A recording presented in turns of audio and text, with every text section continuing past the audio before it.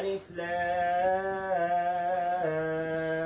ميم ذلك الكتاب لا ريب فيه هدى للمتقين الذين يؤمنون بالغيب ويقيمون الصلاة ومما رزقناهم ينفقون والذين يؤمنون بما أنزل إليك وما أنزل من قبلك وبالآخرة هم يوقنون أولئك على هدى من ربهم وأولئك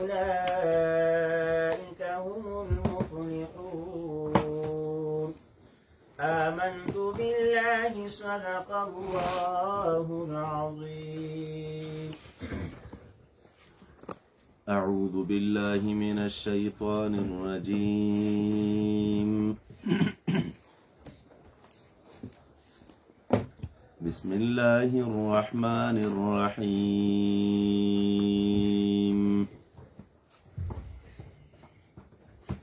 ألف لام ميم ذلك الكتاب لا ريب فيه سبحانك لا علم لنا إلا ما علمتنا إنك أنت العليم الحكيم.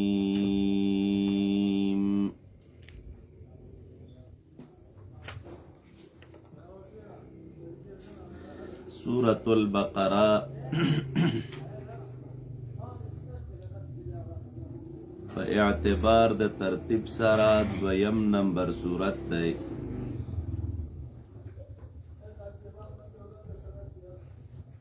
د نزول په اعتبار یا د سورة العنکبوت نه وروسته نازل شوی او یا د سورة التطفیف نه.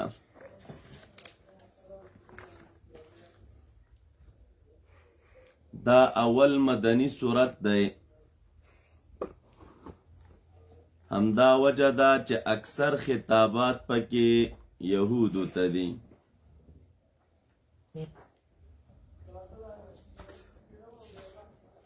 مخکې مونږ تاسو خبر کړی وه چې د هر سورت په ابتدا کې باید د یو څو خبرو لحاظ مونږ تاسو وکړو. اول خبره ربط د هغې سورتو د ما قبل سره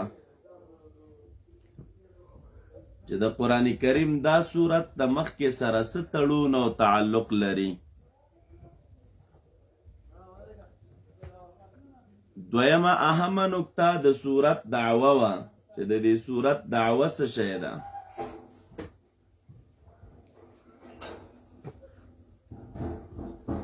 دریمه اهمه خبره د دې سورت نمونه څه شی دي. څلورمه خبر چې مفسرین کرام ذکر کوي هغه د فضائلو د سورت ده. دا سورت څومره فضائل لري.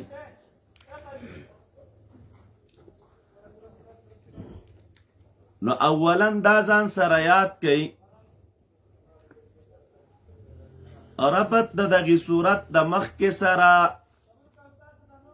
په دې طریقه باندې دی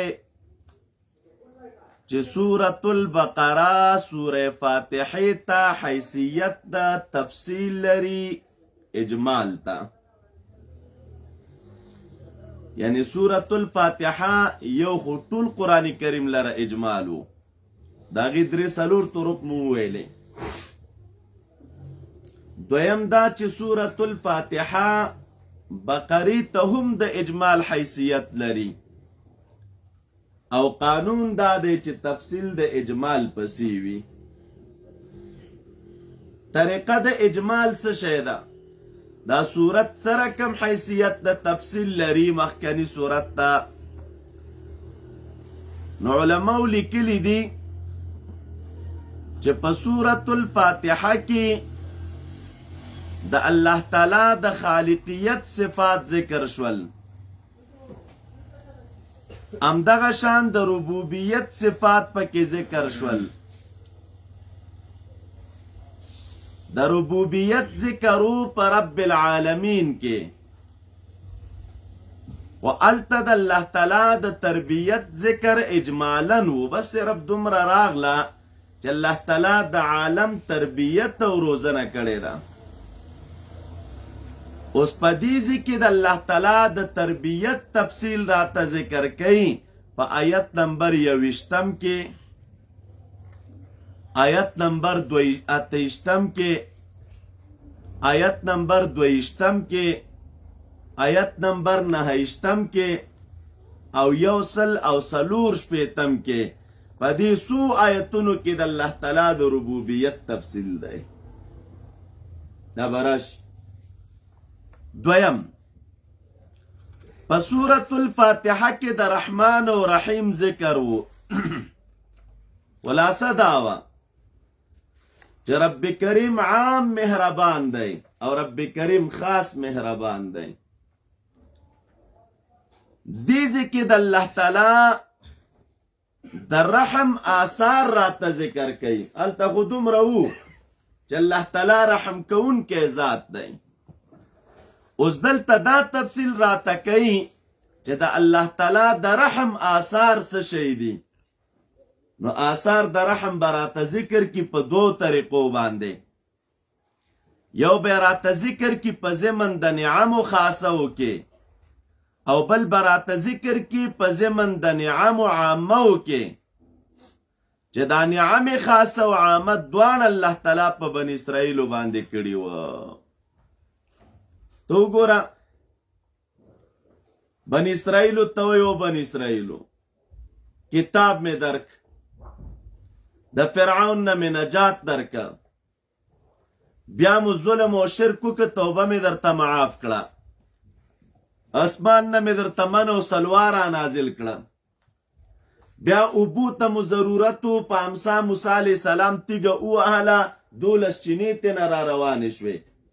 دا ټول هغه خاص نعم دي چې الله تعالی په بني اسرائیلو باندې کړي وه. نو دا آثار د رحمت د باری تعالی دي. ځینې به عام نعمتونه راته ذکر کړي چې په بني اسرائیلو یې هم کړي او په نورو خلکو یې هم کړي وه، هغه به هم آثار د رحمت د باری تعالی وي.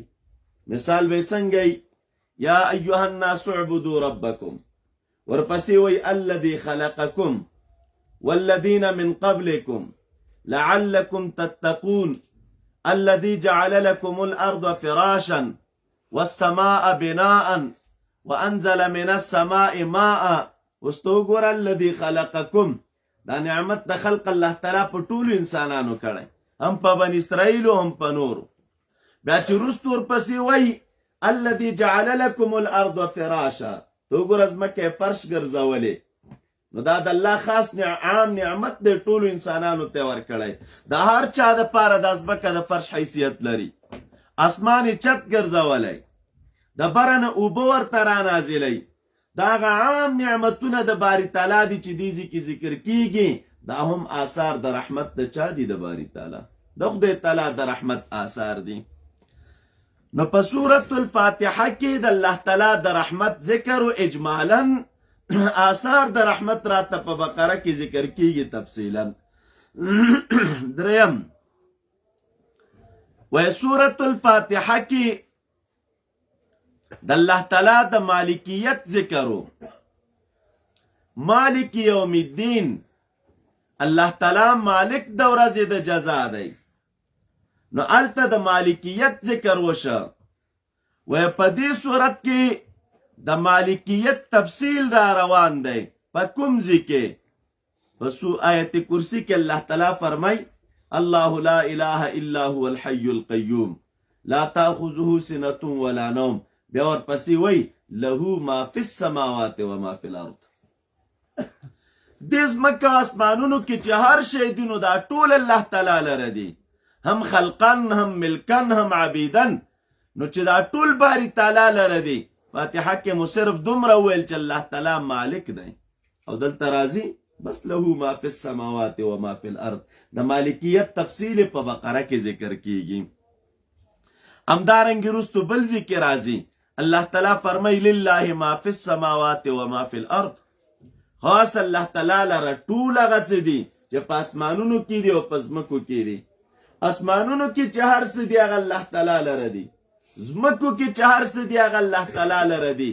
نو دلته مالک یوم الدین راغی، تفصیل راته په بقره کې ذکر کړي. څلورم په فاتحه کې راغله مالک یوم الدین. الله تعالی مالک د ورځې د جزا دی. ګوره د جزا د ورځ مالک دی، نو په سورة الفاتحه کې ذکر د ورځې د جزا وشي، او بقره کې د دې ورځې د جزا تفصیل راته کیږي په دې طریقه باندې. الله تعالی منکرینو لره زورنې ذکر کوي، تخویفات، مؤمنانو لره بشارتونه ذکر کوي. نو معنا دا ده مؤمنانو ته به ووایي چې ګوري جنت مې درته تیار کړی، هغې کې ډېر نعمتونه دي، میوې پکې شته، ښایسته پاکې بیبیانې پکې شته، ولهم فیها ازواج مطهره. خو دا ټولې په ورځ د جزا کې دي. مؤمنانو لره بشارت، کافرانو د پاره تخویف ذکر کوي. هغې ته وایي ګوره فاتقوا النار التي وقودها الناس والحجاره اعدت للکافرین. داسې خطرناک اور دی چې د هغې انسانان خشاک دي او دغه رنګې چې دی کاڼي یې خشاک دي.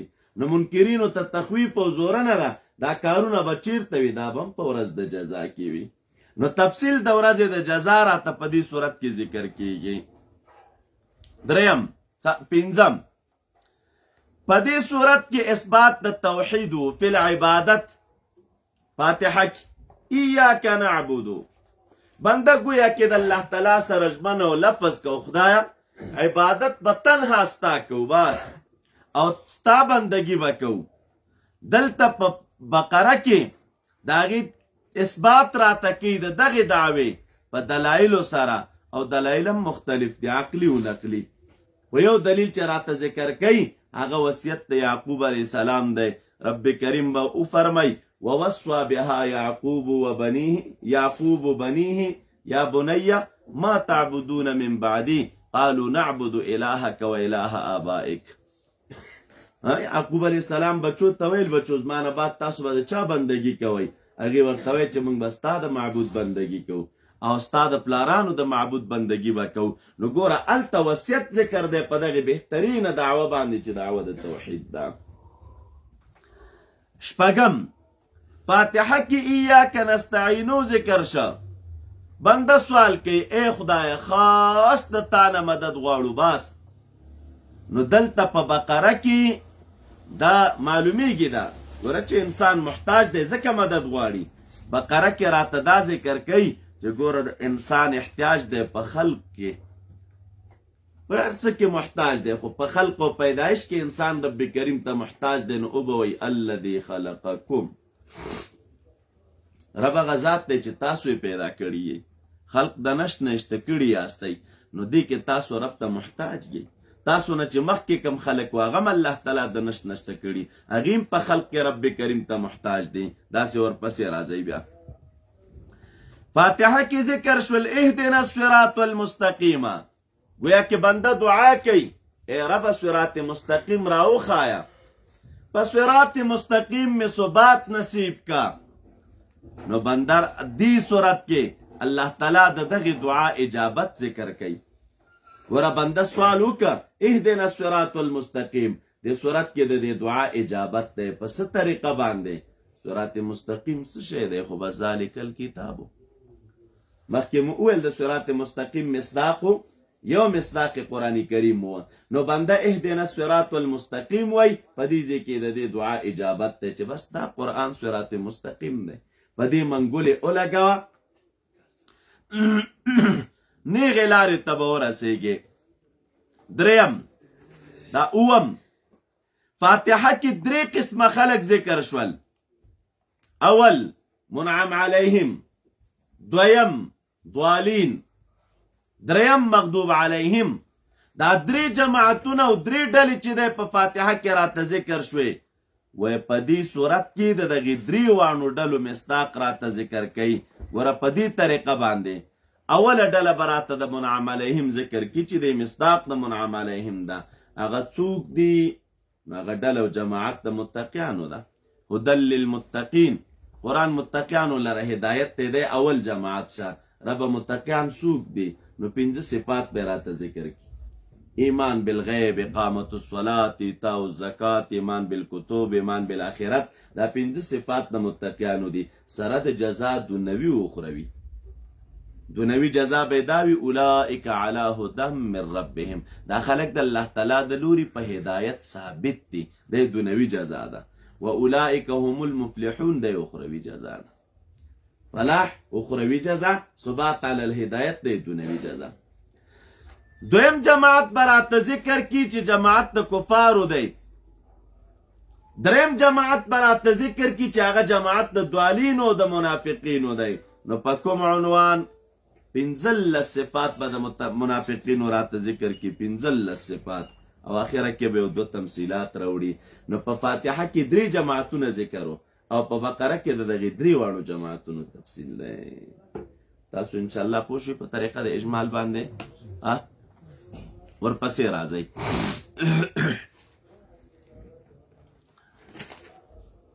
دعوت د دغې صورت څه شی ده؟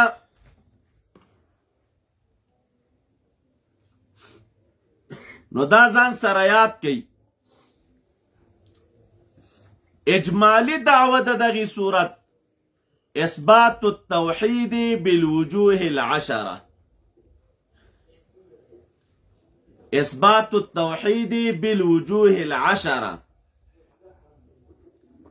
د رب کریم د یووالي اثبات دی او په 10 طریقو سره. په 10 طریقو سره د دغې دعوې د توحید نه په دې صورت کې 4 تعبیره شوي دي. 4. اول،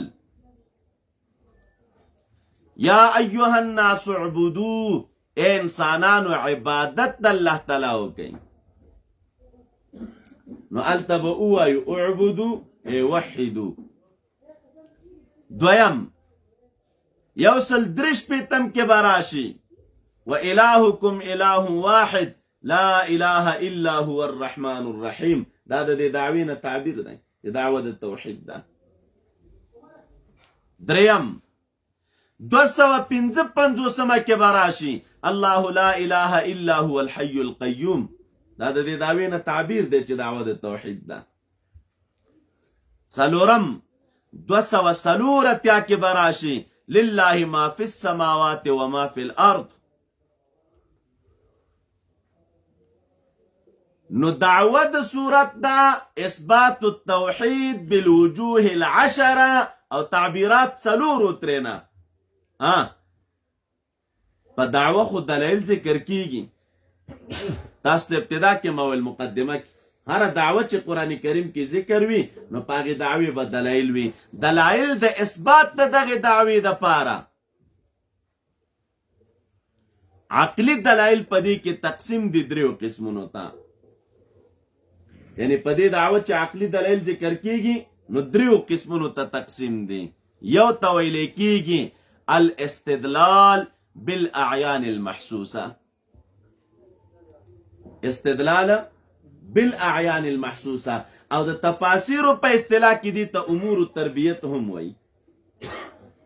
د تربیت امور یا استدلال په اعیان او ذوات محسوسو باندې چې تا تخکاریږي. لکه مثلا په دې صورت کې به استدلال وشي په چا باندې؟ په ځمکه باندې، په اسمانونو باندې. ګوره رب کریم وی اسمان می بغیر چته ودرولی، نو دا د الله د یووالي دلیل دی. ځمکه می فرش ګرځولې او پیدا کړې مې ده، دا د الله تعالی د یووالي دلیل دی. دې ته ویلی کېږي استدلال بالاعیان المحسوسه. اعیان دي، ذوات دي، محسوس دي، ښکاریږي. کله ناکله به د دغې دعوې د اثبات دپاره استدلال کیږي بکیفیات الاعیان. بکیفیات الاعیان او دې ته عوارض هم وایي. مخکني ذواتو دې ته عوارض هم وای. مثال به څنګه همدې صورت کې را روان دي ان فی خلق السماوات والارض واختلاف الليل والنهار والفلك التي تجري في البحر. ګوره ان فی خلق السماوات، سماوات ذکر ده خو استدلال دیزی که اوس د سماوات نه ده، استدلال د خلق د سماواتو نه ده او خلق یو کیفیت دی. دغه رنګ ورپسې وایي ان فی خلق السماوات والارض، ځمکه ذکر ده خو استدلال په خلق د ځمکې باندې دی. الله تعالی وایي ځمکه مې پیدا کړې او پیدایش یو کیفیت دی. فلک او کشتۍ ذکر ده، استدلال د کشتۍ د جریان نه کوي. والفلک التي تجري في البحر، دا وګورئ څومره لوی وزن لري دا کشتیګانې او دا په دې علو یو عظیم دریاب کې روانې وي، په ټنونو ټنونو وزنونه پکې بار دي او خلک پکې مزلې کوي، بسته بازارونه په کشتیو کې جوړ وي. نو الله تعالی فرمایي چې دا کشتۍ په دې دریابونو کې روانې دي، دا هم د الله تعالی په یووالي باندې دلیل دی. دې ته استدلال وایي بکیفیات الاعیان، د اعیانو د ذواتو په کیفیت استدلال د پاره د اثبات د دغې دعوې. او دریم نمبر استدلال دی بالاسماء والصفات، د الله تعالی اسماء بروړي، د الله تعالی صفات بروړي د اثبات د دغې دعوې د پاره. لکه آیت کرسی کې براشي، په آیت الکرسی کې لس صفات د رب کریم ذکر دي او په دې باندې دا بهترینه دعوه ثابتوي. همدغه رنګې چې دی په دې صورت کې اثبات د دغې دعوې دی. څلور طرق خدا شو. اثبات د دغې دعوې کوي او رد کوي په جمیع انواعو د شرک. رد په شفاعت قهري هم کوي، من ذا الذي يشفع عنده. شفاعت قهري هغه شفاعت چې د الله تعالی د اذن نه بغیر وي. داسې څوک دي چې شفاعت به وکړي. پنځم عنوان دفع د شبهاتو د عن رسالت الرسول. پنځم دلیل نقلی د پیغمبرانو نه به ذکر شي په دې دعوه باندې، لکه د یعقوب علیه السلام نه. اوم ذکر د عقوباتو په هغه بني اسرائیلو چې منکر د توحید نه و. اتم نعمتونه به ذکر کی په سبب د توحید، د چا چې عقیده د توحید و رب کریم ورسره ښېګڼې کړې وې. نهم ذکر د جهاد براته وکړي لنشر التوحید و استقامت مرکز التوحید وهو الكعبه. او لسم تعبیر ګوره انفاق فی سبیل الله راته ذکر کوي خو للتوحید، مالونه مصرف کوي د څه دپاره؟ دپاره د دې چې عقیده د توحید خوره شي او خلکو کې رایجه شي. نو دعوه ویوه اثبات التوحید خو بالوجوه العشره، په لسو طرقو سره په دغې صورت کې دا دعوه د توحید ذکر ده.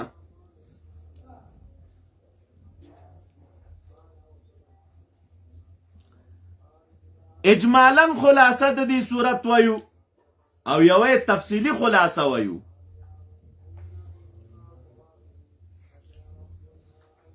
خو مخکې د دې نه چې تر څو خلاصه د صورت ذکر کوو د دغې صورت څه نومونه دي دا ځان سره نوٹ کړئ. ګرچې نومونه یې ډېر دي خو مفسرینو پکې دا مشهور راخستی. یو نوم د دې صورت دی فسطاط القرآن. فسطاط دا غټې خیمې ته ویلی کېږي، یوه وړه خیمه، یوه غټه خیمه چې ډېر شیان پکې ځایږي. دې صورت ته فسطاط القرآن ولی وی، غټه خیمه ورته ولی وی؟ د هغې لامل دا دی دې کې ګوره مضامین د قرآن کریم راجمع دي په تفصیل سره، ډېر تفصیل دی پکې په دې مضامینو. نو د غټې خیمې حیثیت یې دی. تاسو وګورئ آداب پکې دي، عقیده پکې ده، یؤمنون بالغیب، عبادات پکې دي مالی و بدني، اقامت الصلاة، ایتاء الزکات، تفصیلی رستو ځای په ځای باندې راځي. معاملات پکې دي، اذا تداینتم بدین، همدغه شان احکام پکې دي مختلف، سیاست پکې دی، جهاد پکې دی، امثال پکې دي د مخکنو خلکو، تاریخ د بنی اسرائیلو پکې دی، ځای په ځای د بنی اسرائیلو ذکر راځي، آداب پکې ذکر دي. نو په دغه اعتبار باندې چې دا مضامین د قرآن کریم په دې صورت کې پراته دي، تفصیلا دې صورت ته فسطاط القرآن وای، لویه خیمه. دویم نوم د دغه صورت دی سنام القرآن، بسین سنام القرآن.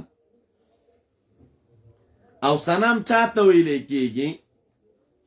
سنام کل شیء اعلاه، سنام د هر یو شی د هغې شي اعلی حصې ته ویلې کېږي. لکه د اوښ بوکان، د اوښ په وجود کې لوړه او بره وي، نو هغې ته عربان سنام الابل وایي. نو سنام د هر یو شي د هغې شي اعلی ته وایي. نو دا صورت هم اعلی دی د نورو صورتونو نه په اعتبار د مضامینو سره. په دې کې ډېر عجیب عجیب مضامین دي او د دې مضامینو تفصیل به که خیرې کوو. دریم نوم د دغې صورت دی سورة الزهرا. زهرا چمکدار ته وایي، پړق والا چې رڼا کوي. دې صورت ته سورة الزهرا ځکه وایي، حدیث مبارک کې راغلی رسول اکرم صلی الله علیه وسلم فرمای چې سورة البقره او سورة آل عمران دا به د قیامت په ورځ د خپل لوستونکي په سر باندې او پړق او رڼا کوي. په دې اعتبار ورته زهراوین وایي، دې دواړو ته، او یو ته سورة الزهرا وایي.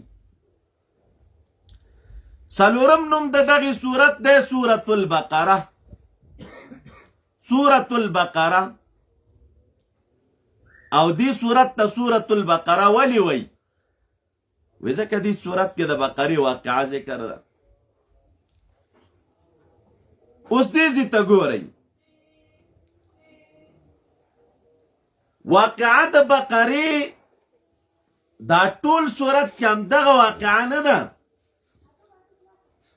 د دې صورت دا واقعه د بقرې یوه حصه ده، نورې خبرې پکې ډېرې دي. اوس دا ټول صورت چې ونومولی شو په نوم د بقرې باندې، دې ته تسمیة الکل باسم الجز وایي. څه ورته وایي طالبه؟ تسمیة الکل. او تسمیه د کل ګوره په نوم د هر جز نه کېږي، دا هم ځان سره یاد کوي. تسمیه د کل په نوم د هر جزه، تسمیه د کل چې کېږي نو دا به په نوم د جز اشرف کېږي. کوم جز چې ډېر اشرف او اشهر وي نو دا کل په همغې جز باندې مسما کېږي. دلته دغې صورت ته چې سورة البقره نوم یې ښودلی شوی، دا تسمیة الکل ده باسم الجز. هلکه دې کې اشرفیت او اشهریت د کوم ځای نه دی؟ علما لیکي وایي دې صورت ته نوم د سورة البقرې کېښوده، وجه دا ده چې دې واقعه د بقرې کې رد الشرک دی. ګوره یهودو د سخي عبادت کړی و، یهودو ګوره د سخي عبادت کړی و. دلته الله تعالی دا واقعه ذکر کوي په دې اساس و بنیاد باندې چې د دوی په دې شرک باندې رد دی. او د رد طریقه څه شی ده؟ موسی علیه السلام کوی تور ته لاړه، دوی د سخي عبادت شروع کړه. بیرته چې راغی څه موده په دوی کې چې دی سخي ته د معبود په نظر کتل، رستو براش الله تعالی فرمایي و اشربوا فی قلوبهم العجل بکفرهم، د دوی په زړونو کې د سخي محبت د دوی د کفر د وجې نه خلق کړی شوی و، ګډو پکې. نو کله چې مبارک بیرته راغی غوسه و، یو دوران بیا داسې راغی په دوی کې یو مقتول پیدا شه، امر راغی چې تاسو لاړ شئ، بس یو غوا راولئ، هغه ذبحه کوي. نو د هغې څه حصه په دې مړي باندې کېدی، مړی به راپاسېږي، خپل قاتل به وښایي. په دې واقعه کې ډېر رازونه دي، انشاءالله خپل ځای کې به بیان کړو. خو اهم راز پکې دا دی چې د دوی په شرک باندې رد دی. په څه طریقه دا دوی مامور ولې کړل چې لاړ شي ځان ته یو غوا پیدا کړي او هغه ذبحه کوي؟ د دې وجه دا وه د مکلفیت. که چېرته دا خوسی یا غوا دا رښتیا معبود وی، نو که نور نه کم از کم خپل ځان خو بې بچ کړی وی که نه؟ ستاسو د ذبحه کولو او ستاسو د حلالولو نه. چې هر کله تاسو لاړئ او دا مراونی ولو ذبح مو کړو په هغې کې دا وسلطان نو چې خپل ځان بچ کړي ستاسو د حلالولو نه، نو تا ته به څه ګټه در ورسوي، تا نه به څه تاوان رفع کړي. نو په دغې اساس و بنیاد باندې په دې صورت کې او په دې واقعه کې رد په شرک د دوی باندې په دې حیثیت دا مضمون اعلی مضمون وګرځېده او دا ټول صورت ونومولی شو په نوم د چا باندې؟ د بقرې باندې. مسله باندې پوه شولئ تاسو؟ نو دې تسمیت الکل به اسم الجز وی، کل مسما کړی دی په اسم د چا باندې؟ د جز باندې. اجمالی خلاصه د دې صورت ویو او به تفصیلی خلاصه ذکر کوو. دا ځان سره یاد کړئ و په دې صورت کې څلور اهم مسائل ذکر دي، خو په څلورو بیلو بیلو ځایونو کې. د دې ټول صورت خلاصه دا ده، څلور اهم شیان پکې ذکر کیږي. اول، څلور ځله پکې ګوره عقیده د توحید ذکر ده په مختلفو ځایونو کې، مخکې مو وویل. دویم، د صدق الرسول دعوه پکې هم څلور ځایه ذکر ده. 99 نمبر آیت کې فَإِنَّهُ نَزَّلَهُ عَلَىٰ قَلْبِكَ، دا جبریل علیہ السلام دا قرآن ستا په قلب نازل کړی. نو ګوره دې کې د نبی علیہ السلام صدق دی. همدارنګې 101 نمبر آیت کې وَلَمَّا جَاءَهُمْ رَسُولٌ مِّنْ عِنْدِ اللَّهِ، 119 کې إِنَّا أَرْسَلْنَاكَ بِالْحَقِّ بَشِيرًا وَنَذِيرًا، 129 کې ربنا وابعث فيهم رسولا. څلور ځایه په دې صورت کې د صدق الرسول دعوه ذکر ده. څلور ځایه پکې دعوه د جهاد ذکر ده. 190 کې وقاتلوا في سبيل الله الذين يقاتلونكم، 193 کې وقاتلوهم حتى لا تكون فتنه، 243 کې وقاتلوا في سبيل الله، 151 کې ولولا دفع الله الناس. څلور ځله پکې دعوه د انفاق فی سبیل الله ذکر ده. 245 کې یا ایها الذین آمنوا انفقوا من طیبات ما کسبتم، 261 کې مثل الذین ينفقون اموالهم فی سبیل الله، 258 کې یا ایها الذین آمنوا انفقوا من طیبات ما کسبتم، 240 کې الذين ينفقون اموالهم بالليل والنهار. نو سلور کرته پکې دعوه د انفاق فی سبیل الله ذکر. دا د دې صورت اجمالی خلاصه شو. دعوه د توحید پکې ذکر ده سلور ځله، دعوه د صدق الرسول پکې ذکر ده سلور ځله، دعوه د جهاد فی سبیل الله پکې ذکر ده سلور ځله، دعوه د انفاق فی سبیل الله پکې ذکر ده سلور ځله. سلور ځله دا سلور دعوی په دغه صورت کې چې ده سلور ځله ذکر دي.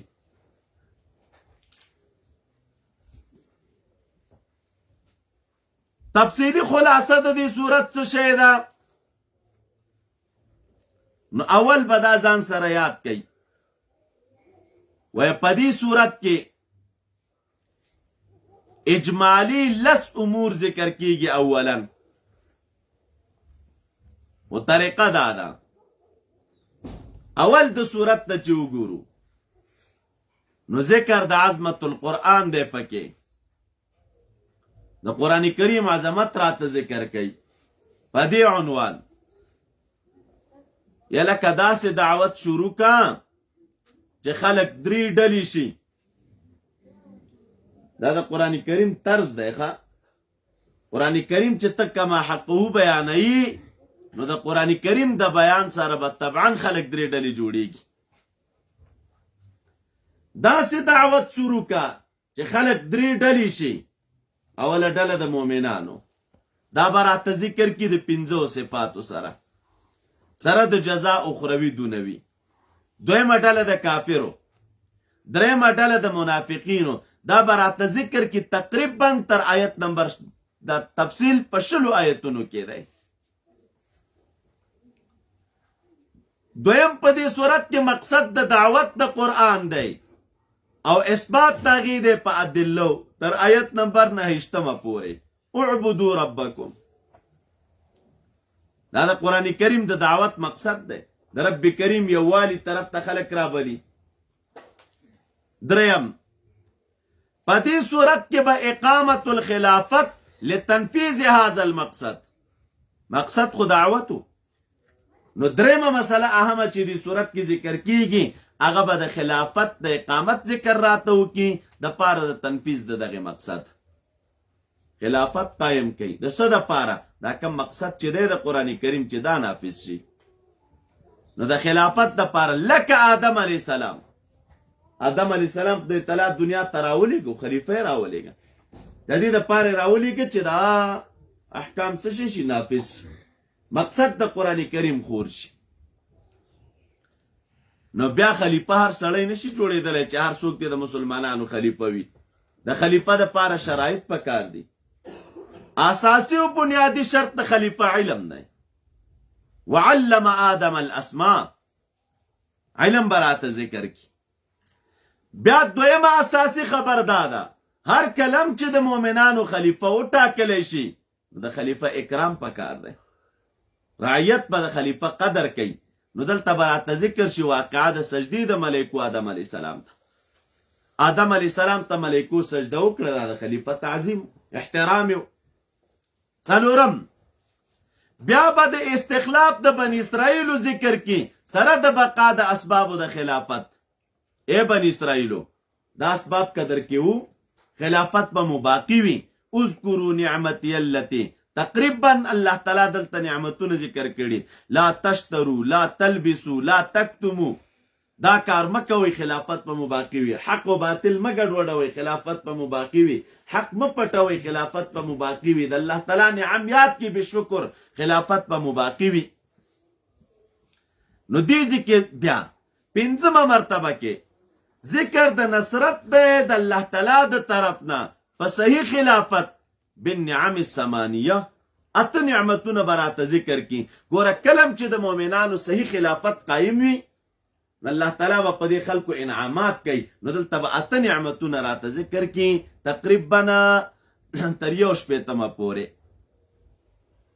شپږم ذکر د اسبابو د انتقال د خلافت د بنی اسرائیلو نه او په سبب د قبایح مستمره د دوی.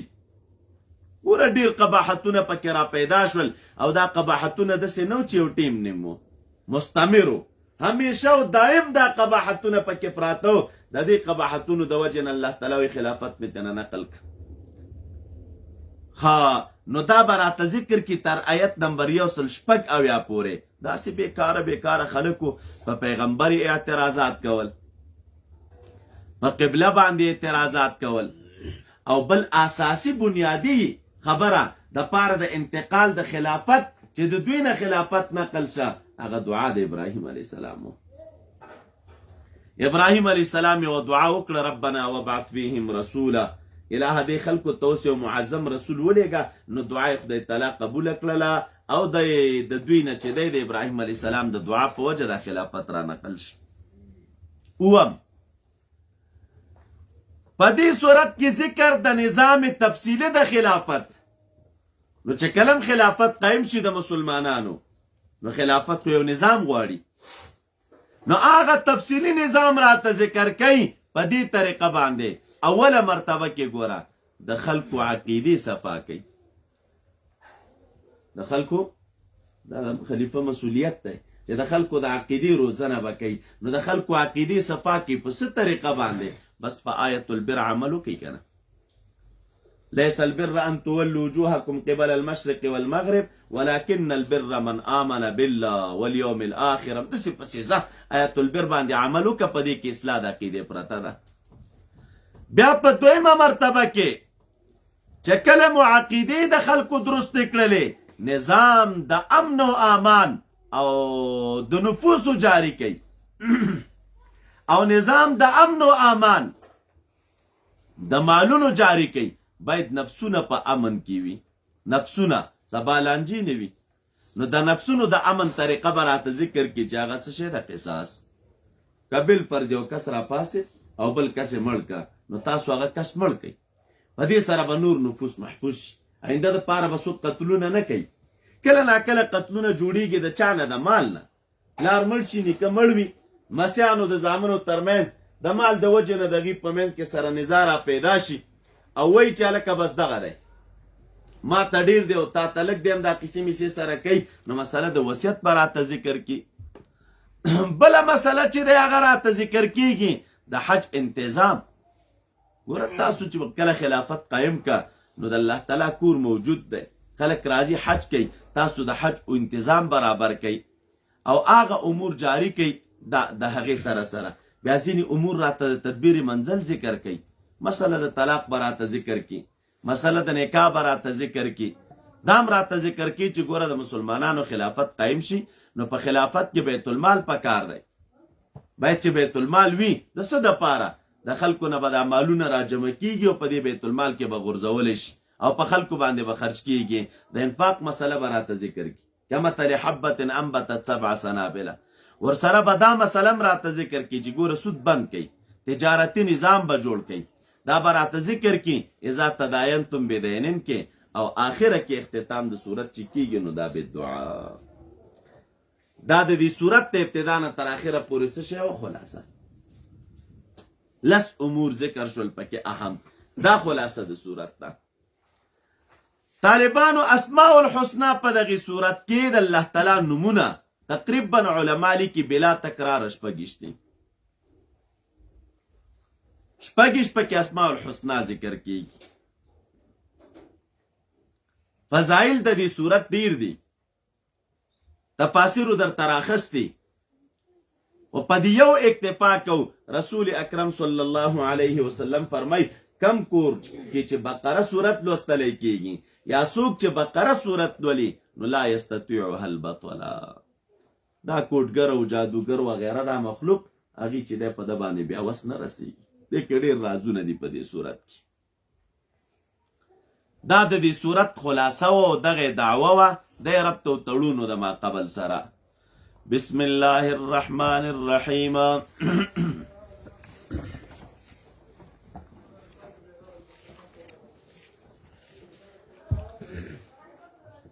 طالبانو یو د بسم الله معنا او ترجمه و هغه چې مخکې مو وکړله، تفصیل مو هلته کړی و. د دې هر یو صورت سره به د بسم الله خپله ترجمه لګو. نو دلته تاسو ولګوئ ترجمه. بسم الله الذي انزل الكتاب للتقوى. خاص په استعانت او په مدد د نوم د هغې ذات باندې چې قرآن یې د تقوا دپاره نازل کړی دی.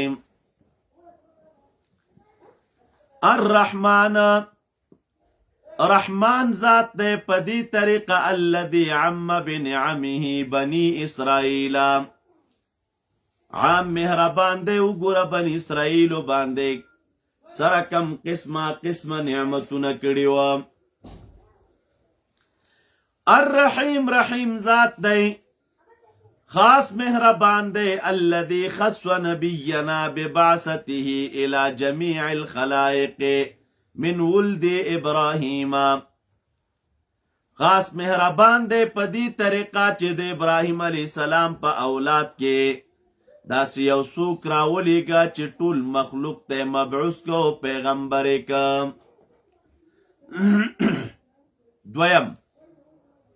دویمه ترجمه. بسم الله الذي جعل حياة القلب بذبح البقره. خاص په استعانت او په مدد د نوم د هغې ذات باندې چې کوم ذات د زړه ژوند یې ښی دی بذبح البقرة په ذبح کولو د بقرې سره. د بقرې په ذبح کولو یې د زړه ژوند یې ښی، په هغې کې د زړه ژوند یې ښی. الرحمن، رحمان ذات دی بنفی الریب، یا رحمان ذات دی بارسال الكتاب الذي لا ریب فیه. عام مهربان دی په دې طریقه چې داسې یو بهترین کتاب را لېږلی چې په دې کتاب کې هېڅ قسمه شک نشته دی. او الرحیم، رحیم دی دغه ذات په دې طریقه باندې بأن جعله هدى للمتقین، په دې طریقه چې دا کتاب هدایت ګرځولی دی متقیانو لره. خاص مهربان دی، دا کتاب متقیانو لره هدایت ګرځولی. پوه شوئ تاسو؟ دا هغه مناسبتونه دي علماو راخستې دي، ښه تفسیرونو کې پیدا کېږي. عامو تفسیرونو کې دا معناګانې نشته، په ځینو تفسیرونو کې شته دی چې د هغې د جملې نه یو السراج المنیر دی، د خطیب شربیني تفسیر دی خوندور، هغې دا معناګانې چې دی را نقل کړي وي ځان ته پیدا کوي. بیا الف لام میم ذلك الكتاب لا ريب فيه. طالب حدیث تراشی عنوان د دغه دواړو آیتونو دی بیان د عظمت د کتاب الله. د قرآن کریم هر یو آیت یو خپل عنوان لري. د دې آیتونو عنوان دی د الله تعالی د کتاب د عظمت بیان. او د عظمت د کتاب الله اولا ولی ذکر کیږي؟ وی پدې کې دا ذکر د عظمت د پاره د ترغیب او د پاره د معرفت دی. د اول نه د دې کتاب عظمت ذکر کوي د دې د پاره چې لوستونکي ته ترغیب ورکوي د دې کتاب لوري ته. ولی قانون دا دی طالبه، کلم چې یو څوک یو کتاب شروع کوي نو هغه ته پکار دا دی چې اوله مرتبه د کتاب وپېژني چې دا کتاب د کومې مرتبې کتاب دی. نو چې کله اولا مرتبه د کتاب وپېژندله او بیا دی دا کتاب شروع کی نو ډېر په ذوق سره یې وایي، ځکه د کتاب رتبه ورته معلومه دی ابتدا نه. نو دلته هم اوله مرتبه د کتاب راته ذکر کیږي او عظمت د کتاب راته ذکر کیږي د پاره د ترغیب چې باید د کتاب مرتبه درته معلومه چې پکې شروع کوي. نو دې ته راشئ، د الف لام میم کې اعجاز دی. اعجاز پس طریقه باندې خبره کو و تاسو یو ځل لفظي ترجمه وکئ. الف لام میم والله اعلم بمراده بذلك. الله تعالی اعلم دی په مراد خپل سره په دغه حروفو باندې. ورپسې ذلك الكتاب، الله تعالی فرمای ذلك الكتاب، دا کتاب، ذلك الكتاب دا کامل کتاب دی. لا ریب فیه، اس شک نشته دی په دغه کتاب کې. هدى للمتقین، پورا ہدایت دے دا کتاب متقیانو لرا، کامل ہدایت دے دا کتاب متقیانو لرا. دا یو ساده ترجمه شوا. دویم راشي طالب حدیثی کی دعوه جوړه کوي.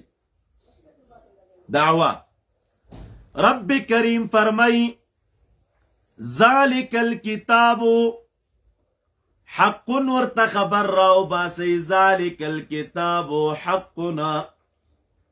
اللہ تعالی فرمائی دا کتاب حق کتاب دے، من عند اللہ دے، اس شک شبہ پدی کتاب کے نشتا.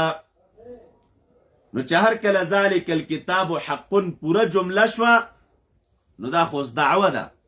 نو دعوه دلیل غواړي. اول نمبر دلیل ور باندې دا دی الله تعالی فرمای دا کتاب حق دی زکا لا ریب فیه، از لا ریب فیه، زکا پدی کتاب کې اس قسم شک نشته دی. او کوم کتاب کې چې اس قسم شک نوی نو هغه حق وی، نو دا کتاب زکا حق دی. دا یو دعوه. دویمه دعوه ذالک الکتاب حقنا، الله تعالی فرمای دا کتاب حق دی. ولی هدى للمتقین، ځکه دا کتاب کامل هدایت دی متقیانو لرا، او کوم کتاب چې کامل هدایت وي متقیانو لرا نو هغه حق وي، نو دا کتاب حق دی. نو یې بطور دعوه جوړ کړئ، او یا هغه ساده ترجمه چې مخکې مونږ تاسو وکړله.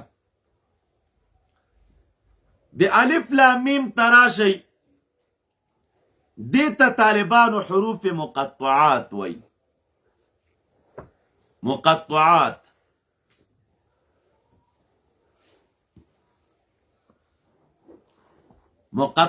ورته ولې وای؟ وای ځکه د دې په تلفظ کې تقطيع کیږي. په تلفظ کې څه شي کیږي؟ لکه مثلا الف لام میم تقطيع ده. داسې خو څوک نه وایي چې که یو ځای وایي ټول لکه نور حروف چې لوستلی کیږي نو تعبیر ترنه خلک کی بیا الم. نو الم خو نه دی که نه. الف ځان ته وای سره دی چې لیکل شوي یو ځای دي، لام ځان ته وای، میم ځان ته وای، نو دې باندې تقطيع کیږي په تلفظ کې، نو ځکه دې ته حروف مقطعات وای. حروف مقطعات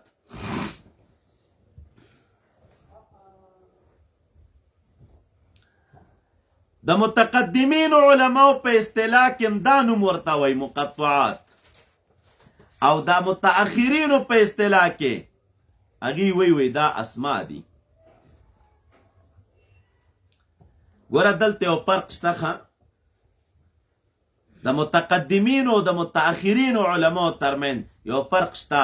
متأخرین علما متقدمین علما حرف ټوکړي د کلمې ته وای. حرف چاته وای؟ د کلمې ټوکړي ته هغې حرف وای. او متأخرین علما حرف بیل شي ته وای.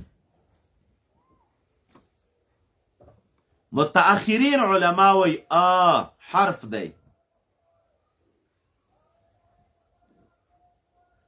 او دغه رنګ چې دی الف وای اسم دی.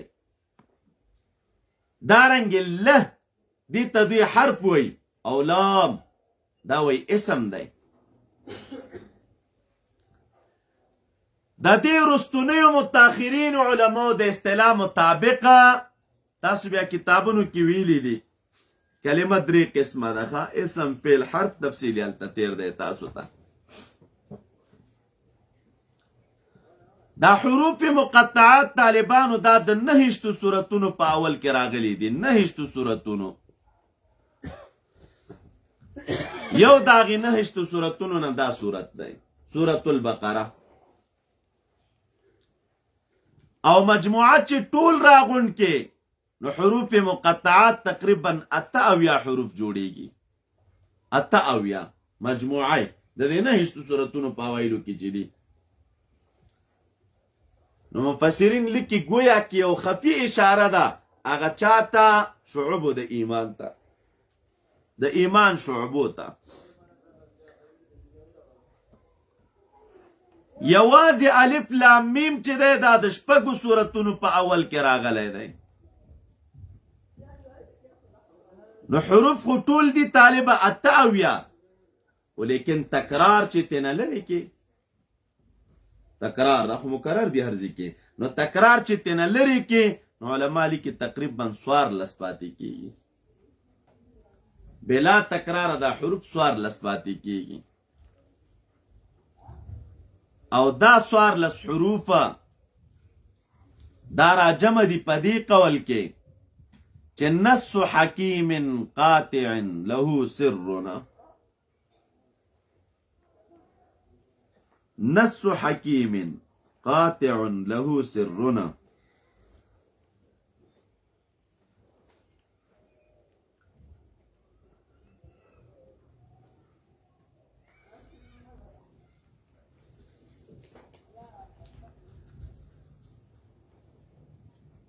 طریقه در راتلوی قرآن کریم کې مختلفه ده، په مختلفو کیفیتونو دا حروف ذکر دي. کله یوازې یو حرف ذکر وي لکه صاد، قاف. کله 2 حروف وي لکه حامیم، یا لکه طه، یا لکه طاسین، کله مرکب د 3 حروفونه وي لکه الف لام میم، الف لام را، یا لکه طا سین میم 3 حروف دي. او کله مرکب د 4 حروفونه وي لکه الف لام میم صاد، یا حا میم عین سین قاف وغیره. دا مختلف طرق دي. د دې حروف په باره کې به څنګه عقیده ساتي؟ نو اول نمبر دا پدې کې به شک نه کوي چې دا حروف الله تعالی عبس نازل کړي دي، بلکې دې کې خامخا څه فایده شته دی. دا اول عقیده به د دې حروف په باره کې ساتي. ابن کثیر درته دا وضاحت کړی.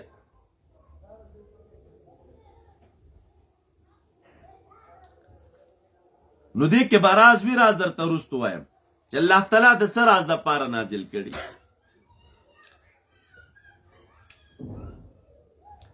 ابن کثیر اول جل 19 صفحه کې دی وی وقلنا او ویو به مونږه چې آمنا به کل من عند ربنا، ایمان او یقین او باور پې لرو د الله تعالی د لوري خامخا دي، او دې کې به یو څه راز وي، ضرور به پکې راز وي.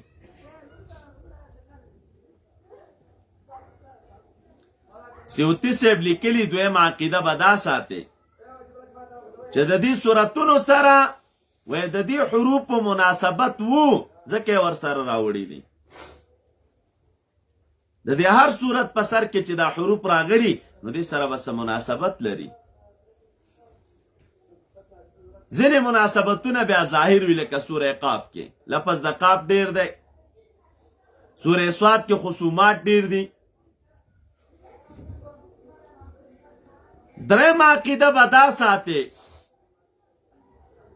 وای په دغه حروف باندې کلام شروع کول دا د عربانو عادتو،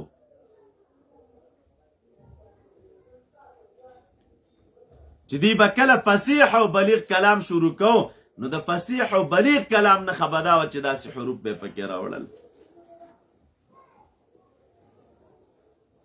او دلیل په دې څه دی چې د عربانو عادت داو، ولیکه عادت د عربانو دا نه وای. تاسو فکر وکئ دې منکرینو خو ډیر قسمه اعتراضات په قرآن کریم کول، خو د مشرکانو داسې اعتراض به تر څو تاسو نه اورېدلی چې د دې حروفو څه مقصد. دا اعتراض نشته. نو چې نشته دی نو نښه دا وه چې هغې خلکو به هم فصیح او بلیغ کلام شروع کو نو ابتدا کې به دا حروف راوړل ورته، او قرآن کریم خو د فصاحت مرکز دی، نو دلته هم په ابتدا کې دا حروف راوړلی شوي دي. د دې حروف په باره کې یو اختلاف ځان سره یاد کړئ. وای دا حروف د متشابهاتو نه دي او که نه دي؟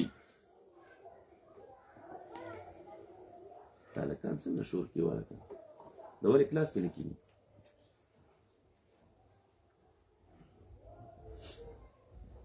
متشابه په دې معنا باندې چې د الله تعالی نه علاوه بل چاته علم نه وي. نو قرطبي ابن کثیر وغیره نور تفسیرونو د عبدالله ابن مسعود او نور تابعینو په حواله باندې دا خبر را نقل کړي چې د دې علم یوازې الله تعالی پورې خاص دی. و دومره ده چې حکم پکې دي، هغه حکم علما بیانوي. ځینې نور علما بیا دا وایي چې د دې دپاره معنا معلومه شته، معلومه معنا لري، ولیس بمتشابه، دا وایي متشابه نه دي په دغه مذکوره معنا. عبدالرحمن وی دا د سورتونو نمونه دي. ابن ابي نجح وی دا د قرآن کریم نمونه دي. سالم وی دا اسماء الله دي. ابن ابي حاتم وی ممکن چې ټولې معناګانې دي مراد شي، دې کې کوم منافات نشته.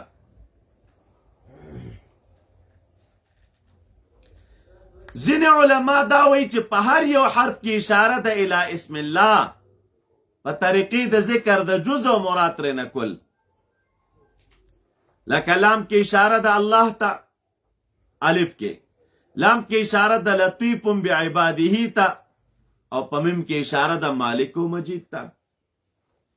نو الله لطیف بعباده مالک مجیدنا په دې تعبیر. ځینې علما دا لیکي چې په الف کې اشاره د اصل تا، په لام کې اشاره د لازم تا، او په میم کې اشاره د محکم تا. نو داسې بشي اصل لازم محکم ذالک الکتاب. ځینې علما بیا لیکي د تجوید صاحبان وی دا الف راخستل کیږي د ابتدا د حلق نه، لام دا په وسط د فم کې وي، میم د آخر د مخارجو نه دی. نو ابن قیم بدائی کی وی فیه اشارت الى ابتداء الخلق و وسطه، پدی کی ابتدا د خلق ته اشاره ده او وسط ته اشاره ده، احکام د دنیا ته اشاره ده او د آخرت ته اشاره ده.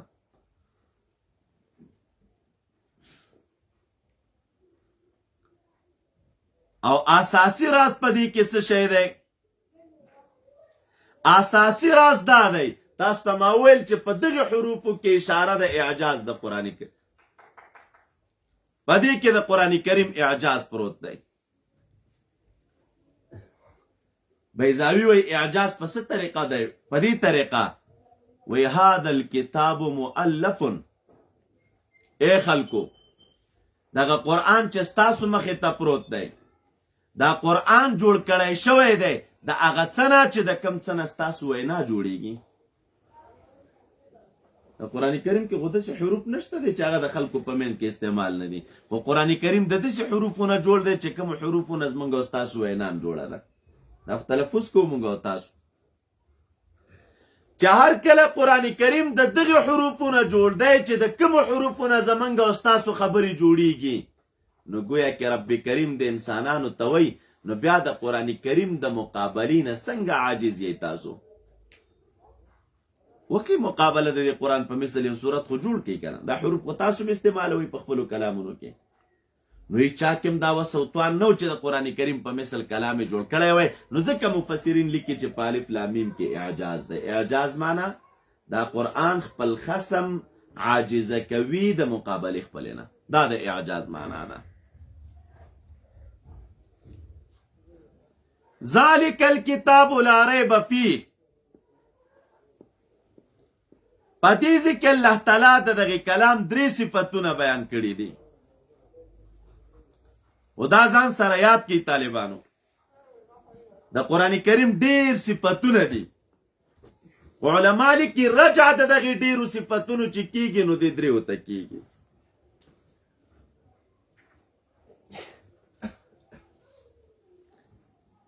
او داسې انداز کې موږ او تاسو ویلی شو چې دا درې واړه صفتونه دا د یو بل د پاره علل هم کو. په څه طریقه باندې تاسو وګورئ؟ ذالک الکتاب لا ریب فیه، علتونه کوي داسې ووایي چې دا پوره کتاب دی، پوره کتاب.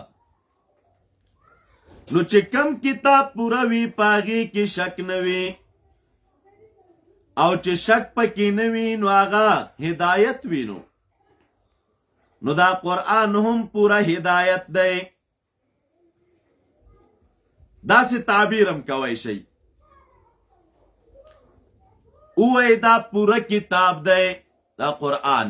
ولی وی ځکه شک پکې نشته دی، او چې شک پکې نشته نو دا پوره هدایت دی متقیانو لرا، پوره هدایت دی متقیانو لرا. دا ذالکه چې راغلی نو دا اسم اشاره ده، او تاسې ویلی اسم اشارې د پاره کلمات وزدي په عربی ژبه کې، و کله مشار الیه قریب وي او کله مشار الیه بعید وي. دا چاته چې اشاره کیږي یا به نږدې وي او یا به لرې وي. د مشار الیه قریب د پاره خپل حروف وزدي، خپله کلمه ورته وزه ده، او دغه رنګې د مشار الیه بعید د پاره خپل کلمات وزدي. ذالکه د اشارې بعید د پاره راځي، نو کته وای چې په دې سره اشاره چاته شوې ده مشار الیه څوک ده نو مشار الیه په دې سره هغه صورتونه دي چې کوم صورتونه د دې نه مخکې نازل شوي وه ذالک اشاره خو ده که نه نو چې ذالک اشاره شو نو هغه صورتونو ته اشاره ده چې کوم صورتونه د دې نه مخکې نازل شوي وه او یا ووایي چې ذالک سره اشاره ټول قرآن کریم ته ده هغه صورتونو ته هم ده چې مخکې نازل و او هغه صورتونو ته هم ده چې کوم صورتونه وروستو نازلیږي خو چې وروستو نازلیږي نو اشاره ورته څنګه شوې ده وایي دا اشاره بیا ورته ده په اعتبار د سینزلو سره نازل خو لا اوس نه دي خو نازلیږي نو هغې ته هم اشاره ده نو همدې وجې نه ذالکې مذکر راوړه قرآن کریم ته اشاره ده او بعید دپاره اسم اشاره راوړله تاسو ویلي دي کله ناکله اسم اشاره بعیده راوړلی کیږي او مقصود په دې کې څه شی وي بیان د عظمت او د رتبې وي شی وي قریبه خو اسم اشاره بعیده راوړلی شي دپاره د عظمت د مرتبې چې دا د لوی مرتبې والا شی دی نو ځکه اشاره ورته په چا سره کیږي په بعیدې سره روح المانی کې دا مختصر المانی وغیره کې درته تیر دي دا الکتابو چې راغلی طالبانو نو دا اسم جنس دی اسم جنس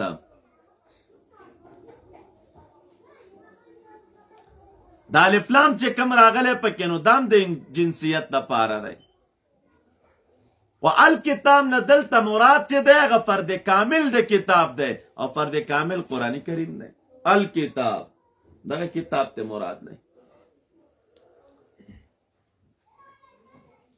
دا کتاب ماده د دې چې دی کاف تی بی ده کاف تی بی او دا کاف تی بی ماده علما لیکي دا دلالت کوي په جمعیت باندې خپله دا ماده دلالت په جمعیت کوي همدا وجه د عربان لښکر ته کتیبه وی دا کتیبه ولې ورته وي خو ډېر خلک پکې راغونډ وي که کتیبه مکتب ځای د راجمع کېدو د خلکو ته وایي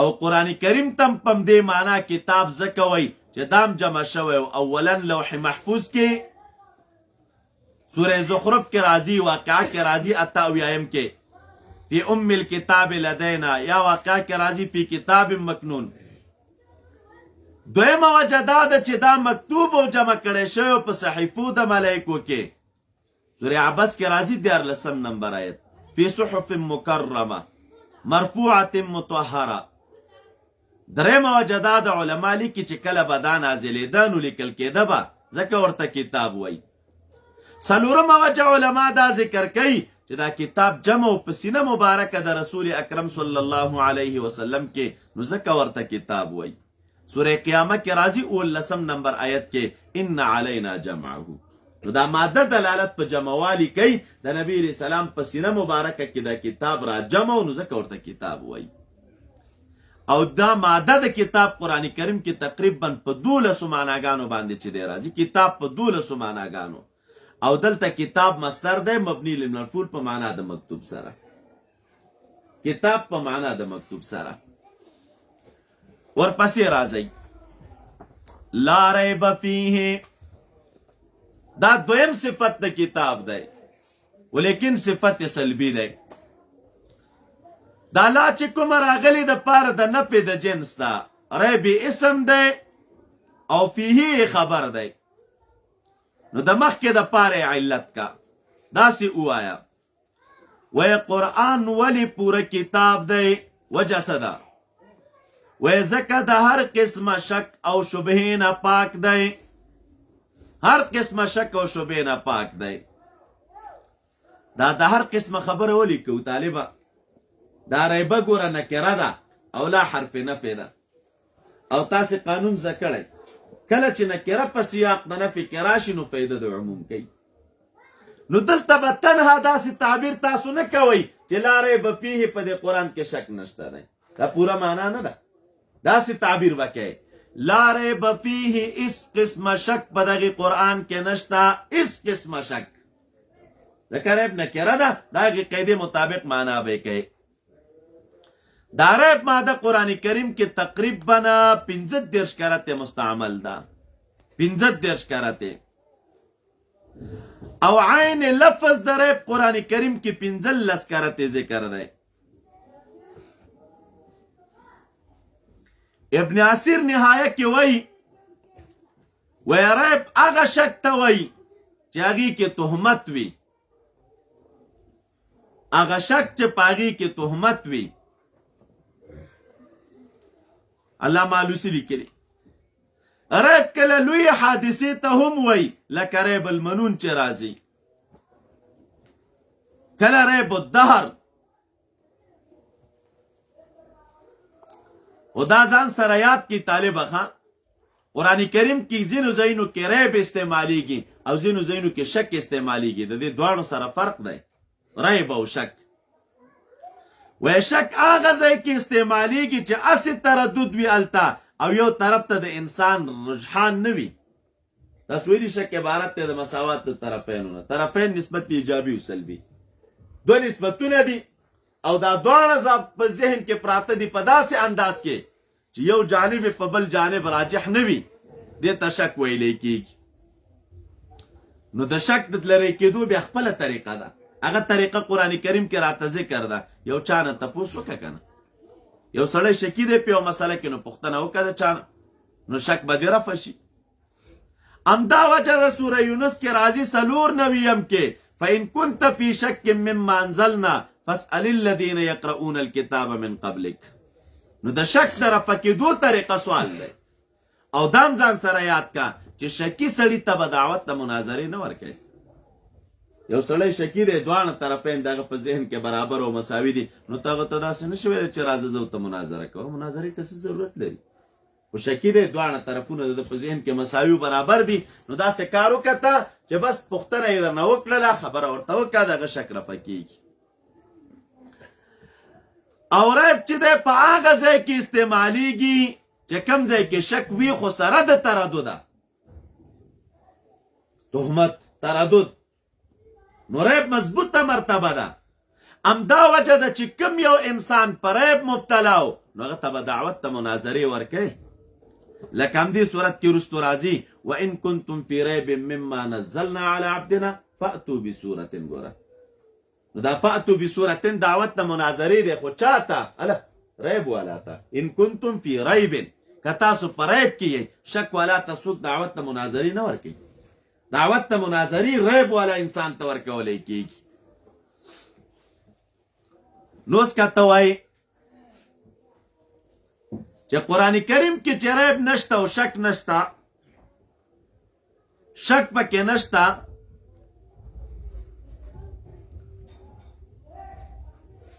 نو ډیر خلک خو داسې شته دی چې هغې په قرآن کریم کې شکونه کوي. ولې که شک نه کولی خو ایمان به راوړی. دا نن سبا موږ ډېر منکرین ګورو په قرآن کریم ایمان نه راوړي. نو رب کریم خو دلته وایي چې لا ریب فیه، قرآن کریم کې شک نشته او دغه دی، خلک پکې شک کوي. نو دلته دو تعبیره کوو. یو تعبیر دا کو چې دلته دا نفی په معنا د نهی سره ده. نفی په معنا د چا سره؟ نو نفی چې په معنا د نهی سره کو، نو بیا تعبیر څنګه کو؟ لا ریب فیه ای لا ترتابو فیه. دا پوره کتاب دی، تاسو په دې کې شک مه کوئ. نو نفی شوه بمعنی النهی. دویم تاسو ته مختصر کې تیر دی او دا خبره د سکاکی نه رانقله ده. سکاکی ملا صاحب وایي یو شی کله ناکله موجود وي، خو دا فرض کړی شي کل معدوم. دا موجود شی کله ناکله فرض کیږي کل معدوم. وجه د هغې څه شی وي؟ ویل ته داسې آثار او قرائن موجود وي، که دا کس په دې آثار او قرائنو کې سوچ وکړي او فکر پکې وکړي او متوجه شي ورته، نو بس دا شیخ خپله دته معدوم ښکارېږي. نو ګرچې وي به معدوم، خو دلایل او آثار او قرائن به موجود وي. د هغې آثار او قرائنو د وجې نه دی ګرځېږي په شان د چا؟ د معدوم. نو دې ځای کې موږ او تاسې وایو شک قرآن کریم کې نشته. دی خلکو چې کم شک کو نو د قرآن کریم د حقانیت دومره ښکاره دلیل موجود و که دوی پکې لږ فکر هم کړی وی نو دا ریب او شک د دوی خپله رفع کېده. دا دوه شو. دریم جواب ځینې علماو دا کړی، ابن حیان وی چا چې دا سوال کړی نو سوال خطا دی. څوک ویله که قرآن کې شک نشته او دغه د سوال والا وی معترض چې خلک پکې شک کوي که نو تاسو به جواب وکړي دا سوال خطا دی. وی ځکه دلته چې نفي د کم ریب راغلی نو دا نفي نفس الامري ده. نفي څه شی ده؟ لا ریب فیه. دا معنی چې قرآن کریم کې په نفس الامر او واقع کې کوم شک نشته دی، که دا خلک کوي په غلطه لګیا دي. او مرتبه د نفس الامر تاسو پیژندلې، مرتبه نفس الامري کومه مرتبه ده؟ موجودیت الشیء لحد ذاتها یا فی حد ذاتها من غیر اعتبار المعتبر و فرض الفارض. بغیر د اعتبار د معتبر او د فرض د فارض نه یو شی موجود وي، معتبر اعتبار کوي او کې نه کوي، معتبر وي او که نه وي، بیا کوي اعتبار کوي او کې نه کوي، فرض کوي او کې نه کوي، خو موجود وي. نو دا مرتبه د نفس الامر ده.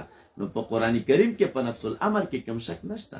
دا چې خلکو کو د دوی خپل بې ځایه بې عقلتوب و حماقت و. نو لا ریب فیه، قرآن کریم کې هیڅ قسمه شک نشته دی. راځه ورپسې هدل للمتقین. دریم صفت دی د کتاب د پاره، و دا داسې صفت دی چې په ایجاب او سلب دواړو مشتمل دی. اوس قانون ته ګوره، مخکې تیر شو، هلته مو وویل هدایت چاته وایي؟ حق ته رسېدل. تعبیر تفصیل د هدایت مو کوله کې حق ته رسېدل او د ګمراهۍ نه بچ کېدل. نو حق ته رسېدل او د ګمراهۍ نه بچ کېدل نو ایجاب و سلب دواړو لره جامع شو که نه؟ اصل کې علما لیکي دلته مبتدا محذوفه ده. داسې تعبیر کوو هدل للمتقین، ای هو هدل للمتقین. دا کتاب کامل هدایت دی متقیانو لرا. نو بیا دیزی تراشی هدن مصدر دی او دا مصدر دی په معنا د فاعل سره. دا مصدر کې قانون وی ګوره، کله په معنا د فاعل راځي او کله په معنا د مفعول راځي. دیزی کې هدن مصدر دی په معنا د فاعل سره او دینه بیا کله فعل هم استعمالیږي. لکه سوره بنی اسرائیل کې راځي ان هذا القرآن يهدي للتي هي اقوم. يهدي ګوره فعل استعمال، یقینا دغه قرآن کریم یهدي دلته چې مصدر په معنا د فاعل سره کې نو هدن په معنا د چا سره شي؟ د هادي سره کنه. هدن للمتقین، هادي د متقیانو لره، لار خودون کې د متقیانو لره. او دا معنا د فعل هم استعمال ده. ان هذا القرآن يهدي للتي هي اقوم. د قرآن کریم په صفت کې هدن تقریبا نون نسکرت راغلی دی، نون نسکرت، او هدن خو مصدر دی طالبه. نو تعبیر په مصدر سره چې دلته شوی نو دا مبالغتن دی او نکره راوړې ده د دې دپاره چې دلالت وکړي په کمال باندې. په چا باندې؟ نکره مخکې تاسو ته هغه مقدمه کې ما وویل کله ناکله یو نکره ذکر وي قرآن کریم کې، مقصود په هغې کې کمال وي، کله پکې مقصود وحدت وي، کله کمال هلته مو وویل. نو دې کې چې تاسو ترجمه کوئ نو داسې به نه وایي هدل للمتقین. دا قرآن پوره هدایت دی متقیانو لره، کامل هدایت دی متقیانو لره. دا د کمال او د پوروالي معنا د کوم ځای نه راخلو؟ د دې نکارت نه. هدل للمتقین. اوس دې ځای ته راشئ، طریقه د هدایت څه شی ده؟ د قرآن کریم نه به هدایت سره کم راخلی. نو طریقه د اخیستو د هدایت سوره قاف کې رب کریم وایي ان فی ذلک لذکرى لمن کان له قلب او القى السمع وهو شهید. الکه دوه قسمه خلق د قرآن کریم نه هدایت اخلي، یا دا چې خپله پوهیږي نو دوی ته نه استفاده د هدایت کوي، یا دا چې او القى السمع بل ته غوږ یخی دی دی را لګیږي استفاده د قرآن کریم نه کوي، او القى السمع. همدا وجه ده چې قرآن کریم د هدایت والا کتاب د یا په ځان خپله پوه کوي د بل نه ووره نو روایاتو کې راځي چې عبدالله ابن عمر رضی الله عنه سوره بقره په 8 کاله کې زده کړې وه. 8 کاله کې. دا د هدایت کتاب دی.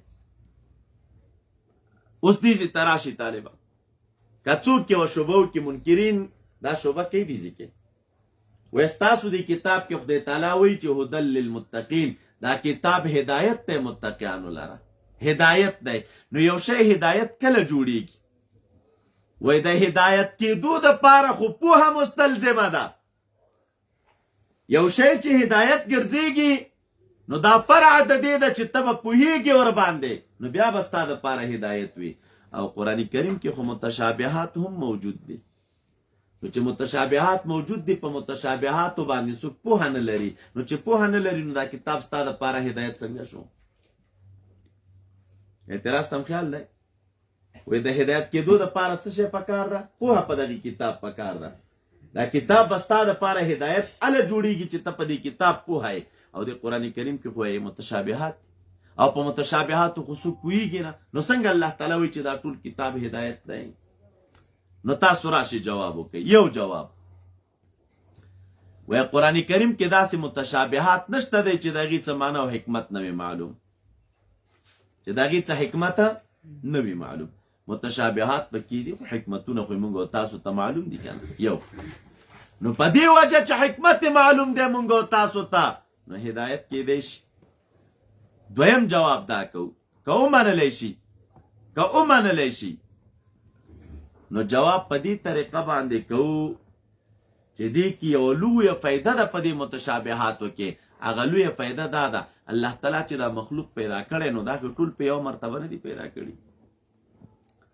په دې مخلوق کې د مختلفو مرتبو خلق دي. غټ غټ علما پکې دي، غټ غټ شيوخ پکې دي، لوی لوی پوهان په دې مخلوق کې شته دی. نو چې لوی لوی پوهان پکې شته دی، نو الله تعالی په دې کتاب کې متشابهات دې د پاره را لېږلي دي چې خلکو ته ګوره دا پته ولګېږي چې د هېڅ یو عالم علم په دنیا کې دا محیط نه دی. څه شی نه دی؟ یعنې که څومره هم لوی مولا وي نو ویې به، خو احاطه دې په ټولو اشیاو باندې نشته دی. علم چې محیط دی نو هغه د باري تعالی دی. علم چې استغراقي دی نو هغه د باري تعالی دی. محیط او استغراقي علم په هر یو شي باندې په هر وخت کې دا خاصه د چا ده؟ د رب کریم نه. نو دا لوی حکمت دی پکې متشابهات راولېږل څوک پې پوهېږي نه. راز پکې دا دی. ورپسې راځئ هدل للمتقین.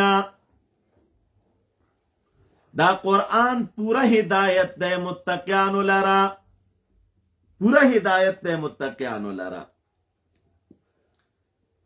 متقین راغله، متقین چاته ویل کیږي؟ وای دا جمع د متقی ده او ماخوذه ده د تقوانا. تقوا علما لیکي ماخوذ ده د وقایینا، او وقایه بچ کولو ته وایي. بچ کول دا کتاب د پاسه چې کم پوخ خلک هغې ته وقایه وایي که نه. نو هغه پوخ ته وقایه ولې وایي؟ خو هغې هم کتاب بچ کړی وي د خرابېدو نه.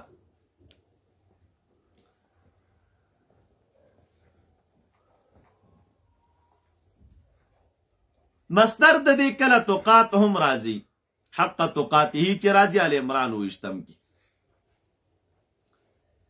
یلکو شرعن تقوا چاته ویلې کیږي؟ شرعن تقوا چاته ویلې کیږي؟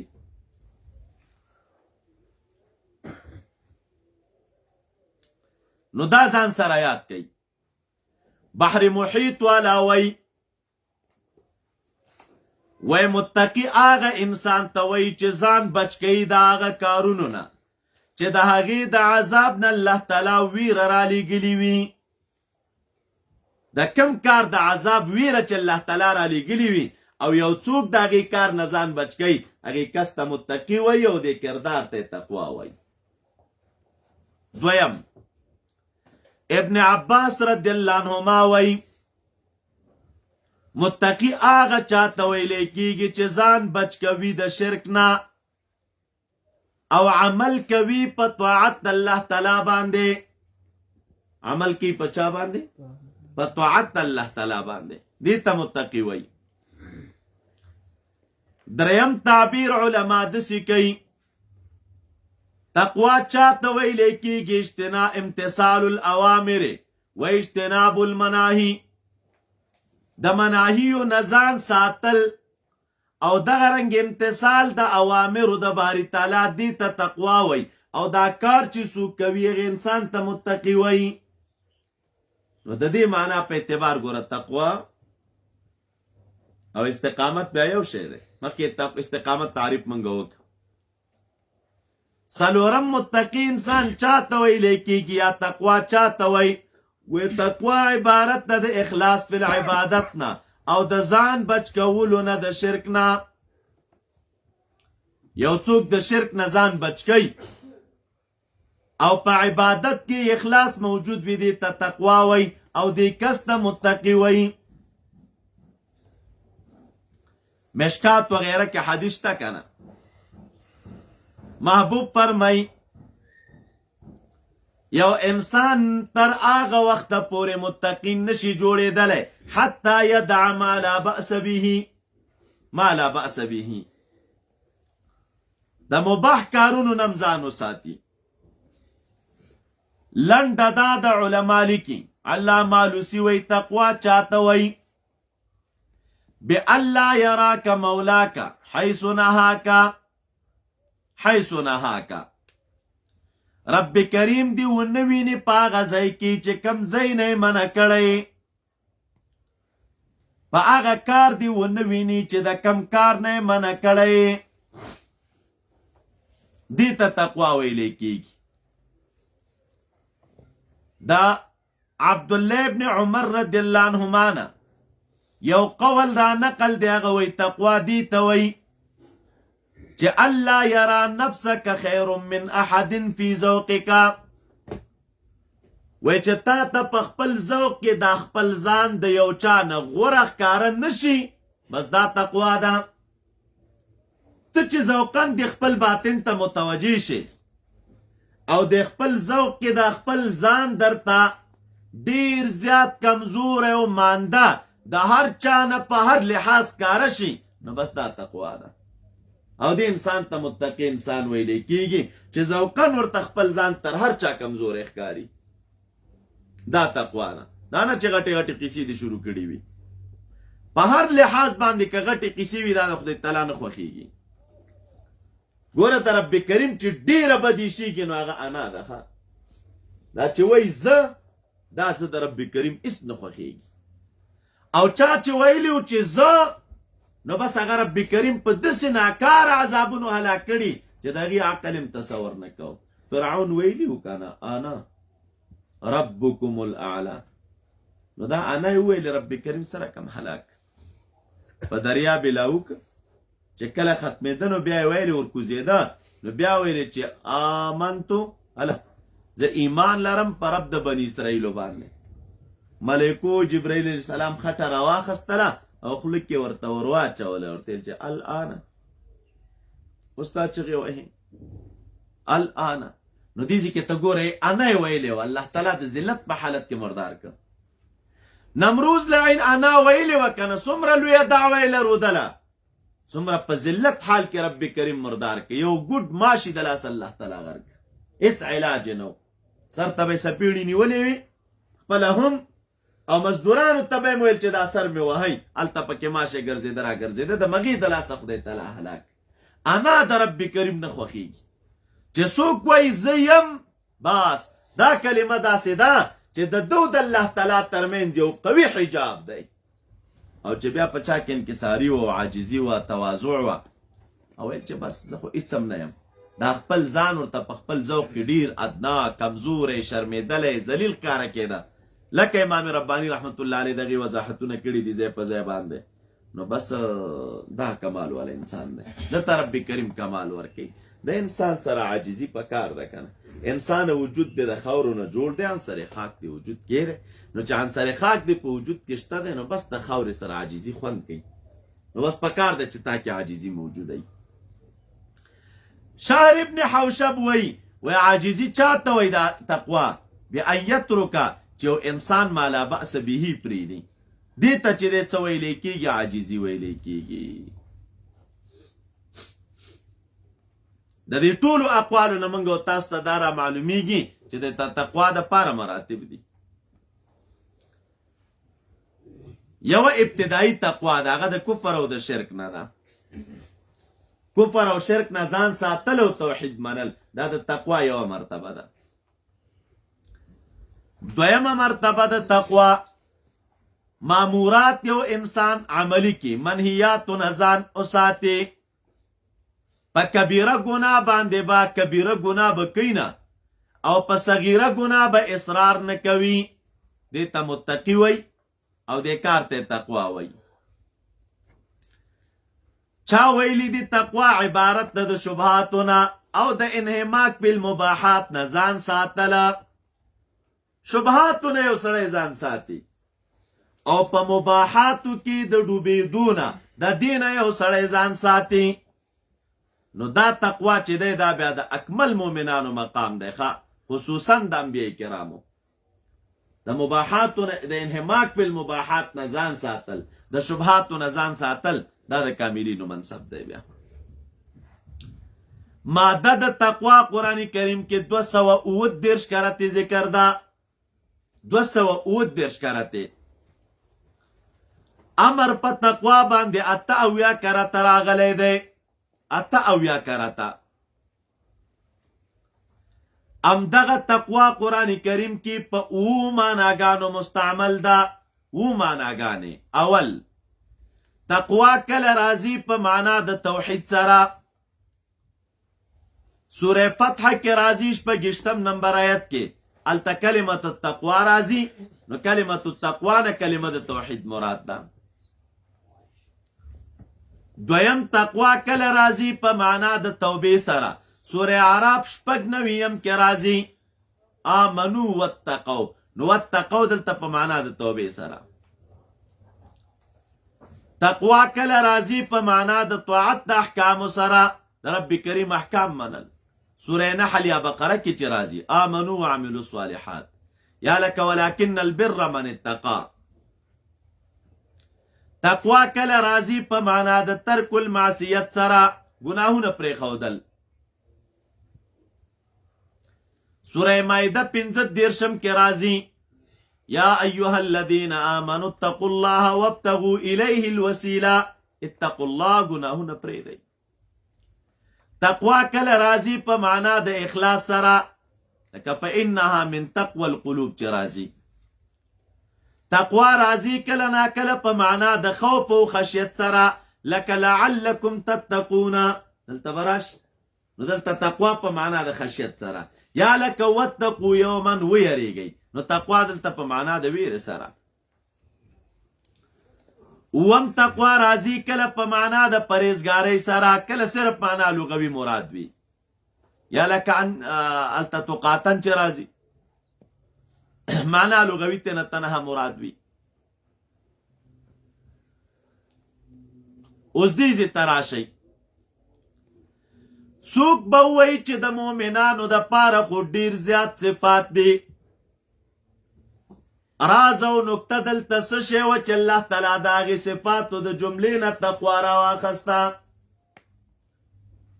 داسې ولې ویل چې هدل للمتقین، قرآن هدایت دی متقیانو لره.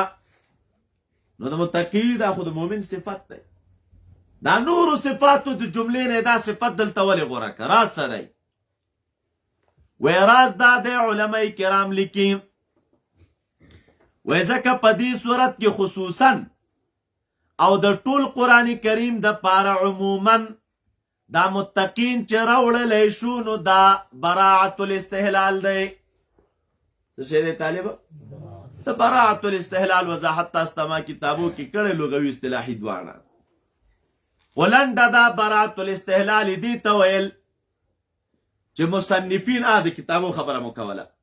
وی مصنفین په خطباتو کې داسې کلمات ذکر کوي چې په دې کلماتو کې اجمالا اشاره وي را روانو مقاصدو ته. دې ته براعت الاستحلال ویل.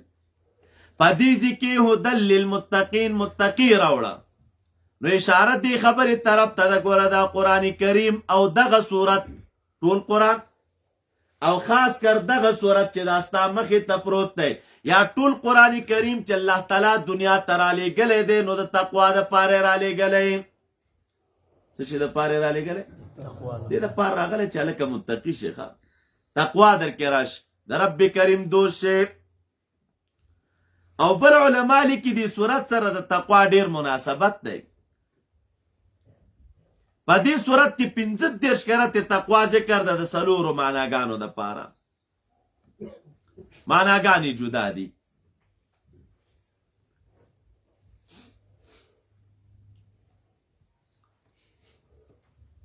قرآن عظیم الشان کې یو عمومي خبره وه یو دلته ده نو دې ځای کې علما لیکي چې امر بالتقوا دا 14 کرته راغلی دی او اسباب د تقوا په لفظ د لعل سره راته ذکر کوي لعلکم تتقون 20 درشپیتم 109 یا 103 یا 107 کې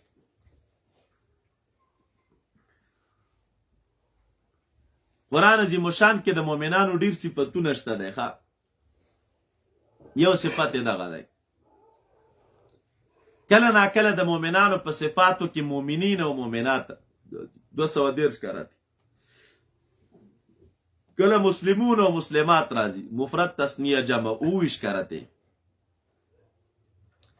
کله متقین او متقون راځي کله محسنین او محسنات راځي کله مخبتین راځي صالحون خاشعون ابرار عباد الله عباد الرحمن صدیقین شهداء مهاجرون انصار خاشعین خاشعات سورہ احزاب کې په یو ځای له صفات ذکر کړي دي نو دا صفات په مؤمنانو کې پکار دي طالب کته وای چې همدې قرآن کریم کې خورستو راځي الله تعالی فرمایي چې هدل للناس دا قرآن کریم ټول انسانانو ته هدایت دی او دلته راغلی چې هدل للمتقین قرآن کریم متقیانو ته هدایت دی هلته وایي ټولو انسانانو ته هدایت دی او دلته وایي متقیانو ته هدایت په دې کې راز څه دی تطبیق څه شی دی نو جواب ځان سره یاد کا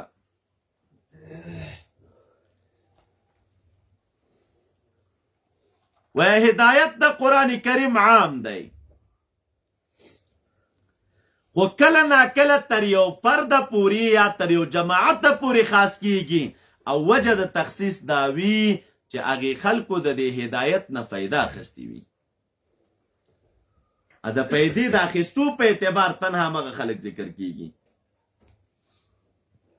لکه سوره فاطر کې الله تعالی فرمای انما تنذر الذين يخشون ربهم واقاموا الصلاه یا لکه سوره یاسین کې راځي انما تنذر من اتبع الذکر وخشی الرحمن نو قرآن کریم خو هدایت ټول انسانانو ته دی خو د دې هدایت نه فایده متقیانو اخستې رب کریم ځکه وایي هدل للمتقین کنه هدایت هر چا لره او کنور نه مخکې مې درته ویل چې د هدایت مراتب عام دي هر چا لره قرآن کریم په خپله مرتبه کې هدایت دی دویم جواب علما دا کوي وای کله ناکله د یو شي دپاره یو صفت ذکر کیږي خو په اعتبار د را روان وخت سره لکه انی اعصر خمرا خوب لیدلی وروستو به راشي واقعه د یوسف علیه السلام اکه سوی خوب مې لیده چې زه شراب نه جوړوم نو شراب خو څوک نه جوړوي نه خوب مې لیده چې انګور نه جوړوم او د هغې نه به شراب جوړیږي نو د دې معنی هم گویا کې داسې ده چې قرآن هدایت دی خو که چا ورنه فایده واخیستله نو متقي به شي دریم جواب دا کو چې د هدایت مراتب دي او هر یو جماعت په هر مرتبه د هدایت کې محتاج دی باری تعالی ته نو دا بل صفت د قرآن چې قرآن هدل للمتقین هدایت دی متقیانو لرا کامل او پورا هدایت دی متقیانو لرا طالب دا ځان سره یاد کړئ قرآن کریم کې د تقوا څه فواید رب کریم ذکر کړي تقوا ډېرې فایدې لري یوه فایده د تقوا دا ده پچا کی چې تقوا وی نو رب کریم داغه سره محبت او مینه کوي. تقوا سبب د محبت د الله تعالی دی. آل عمران شپږ یا کې راځي ان الله يحب المتقین، یقینا الله تعالی متقین خوښوي او دغه سره محبت کوي. دویم فائدہ د تقوا هدایت دی. الله تعالی فرمایي هدى للمتقین، دا د تقوا فائدہ ده کنه. قرآن هدایت ته استاده پاره. درېمه فائدہ د تقوا نصرت د باری تعالی دی. ان الله مع الذين اتقوا، سوره نحل کې راځي 123 کې. یقینا معیت د الله تعالی د هغه خلکو سره دی. اتقوا د معیت وضاحت به وکړو چې معیت چاته ویل کېږي او معیت د خدای تعالی سره کم دی. دا اوس یو غوبل جوړ یو پټوابي دی خالي پاکستان کې، او دا کشران ورته خوشاله صاحب او دا سر بکپ چغي ورته وایي او بیخ نه دی وابي. کله د عبدالوهاب نجدي صفت کې، کله بل او کله بل ورځې دی لو شیخ الحدیث سره لانجه راغلی او په دې معیت باندې چې د خدای تعالی معیت څنګه معیت دی. نو رائے زمونږ د اهل سنت خدا ده چې معیت د خدای تعالی نه مراد معیت علمی ده. الله تعالی مع الذین یا مع المتقین دی، خو په اعتبار د معیت علمی سره. او دا بدبخت په دې قایلو چې د الله تعالی معیت ذاتی ده. حبه د مجسمه عقیده ده. حبه کشران خو بیا کلی کنه، او بیا خو دې رب زمونږ د افغانانو ته خو دې خدای پوره هدایت وکړي. دا بس په دې ډبې نه بس چې لږ خوږه کلمه دې ورته وویل او یو خوږ ټکی دې ورته وویل نو بس بیا در مخکې رواني. تندی به هم درته تړلی صاحب او مټې به هم درته تړلي او بس کله به دې کته ځغلی کله به دې پورته ځغلی. دا سوچ کوئ یو ټکي ته یو خبر تلی بیا یې کوئ بیا یې منئ. یو سړی تلی بیا یې منئ. د هغې نه بعد چې تر څو مو یو څوک تللی نه وي، د چا وینا مو تللي نه وي، داسې محض زر په چا شوقان کېږئ مخه بس ته به د خپلې مینې ته غپی یاستئ چې دا ما مینه څه شي دپاره کوله. تا به ډېر څه کړي وي. مینه خو خپلې اداګانې لري که نه. تا به ډېرې اداګانې د محبت کړي وي، یو موده به راشي بیا به دا مې څه بد کول. نو داسې کار ونه کړې چې هغه د خپل محبت او د مینې اداګانو ته خپی بیا. څلورم فایده د تقوا حصول الولایت. په چا کې چې تقوا وي هغه ته د الله تعالی ولایت او دوستي حاصلېږي. سوره انفال کې راځي 43 کې ان اولیاؤه الا المتقون، متقیان د الله تعالی اولیاء دي. نو چا کې چې تقوا وي نو دا د رب کریم ولی دی. یا لکه سوره جاسیه کې راځي 19 کې والله ولی المتقین. پنځمه فائدہ د تقوا مغفرت دی. چا کې چې تقوا وي رب کریم مغفرت او بخنه ورته کوي. ان تتقوا الله يجعل لكم فرقانا ويكفر عنكم سيئاتكم. سوره انفال 9. شپږمه فائدہ د تقوا وتل د غم نه او فراخي د رزق. پچا کی چې تقوا وی رب کریم فراخ روزي ورکي، فراخ روزي او د غمونو نه باسي. دا معنا نه چې غمونه به پی کی وینا وی با، ولیکن د تب رب کریم یو سکون او ډاډ او اطمینان ورکړی او داغي سره سره رب کریم ورته فراخ روزي ورکي. سورة طلاق کے راضی دویم نمبر آیت کے وَمَنْ يَتَّقِ اللَّهَ يَجْعَلْ لَهُ مَخْرَجًا وَيَرْزُقْهُ مِنْ حَيْثُ لَا يَحْتَسِبْ. سوک چې د رب کریم نو یریږي او چا کې تقوا وي نو الله تعالی به د هغه دپاره یجعل له مخرجا، غمونه به وباسي او روزي به ورته ورکړي د هغه طرف نه چې د ده به ګمان هم نه وي، ګمان به هم نه وي، الله تعالی به روزي ورته ورکوي.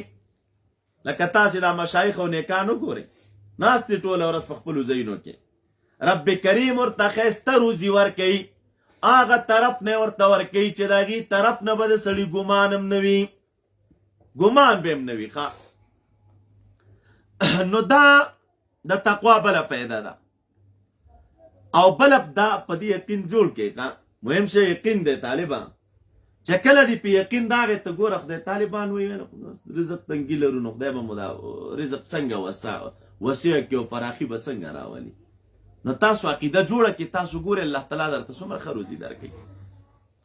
غمونو او مشکلاتو نه به وباسي، دا ټول به درنه رفع کړي. دا معنا نه چې نه به وي به، خو ته به یو سکون لرې او اطمینان لرې. دا نکاح نه ګورې ټوله ورځ پسې خلغات دي، څوک په یو نوم دي، څوک په بل نوم دي، څوک په بل نوم دي، څوک په بل نوم، څوک یو شی ورته وایي، څوک بل شی ورته وایي. د دې ټولو باوجود هغې ته چې لاړ شي او بشاش او تازه او روښانه به ښکارېږي، ته به وایي چې دې سړي بیخي ټوله عمر کې غم په سترګو لیدلی نه دی، او سره د دې نه چې عین همغه حال کې به هم 500 خولې ورته د خلکو راخلاصې وي. دا معنا نه چې وي به غمونه، خو لیکن الله تعالی به یو سکون او اطمینان ورته ورکړی وي. رزق وسعت او فراخي وګورئ. الله دې د شهید شیخ صاحب مبارک درجات بلند کړي.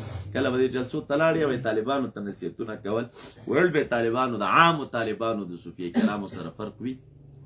د صوفیه کرامو روزي دا من حیث لا یحتسب روزي ده، وی تاسو وګورئ. نو کله به مبارک جب تلاس کا دا ستړي مشو کې او دا تحفو کې یو ځای بل ځای چې به خلکو پیسې ورکړې وي، نو یو جب نه به هم راوباسلی، بل جب نه به هم راوباسلی، بل نه به هم راوباسلی. وی ملایانو ته ویل ګورئ دا ترغیبا درخیمه، دا ما تنن د خلکو د مجلسو پروګرامونو کې راکړي دي چې د عام ملا هغه چې صوفي نه وي او توکل علی الله پوخ نه لري، وایي دغه د یو کال د تنخوا نه هم ډېرې دي. نو دا وي اساس تقوا، د تقوا را پیدا کا، یو طرف نه به د ګمان هم نه وي، د تعالی به درته روزي را برابره کړي. که نه زما خو عقیده د طالبانو تاسو باندې چې تاسو متقیان یاستئ ښه، او ستاسو د خاطره خدای تعالی موږ ته روزي راکوي. خو ځان په حق کې زه درته عقیده لرم، نو ما سره خدای تعالی معامله د خپلې عقیدې مطابق کوي، او تاسو ځان ته عقیده ولرئ نو خدای تعالی به تاسو سره معامله وکړي د خپلې عقیدې مطابق.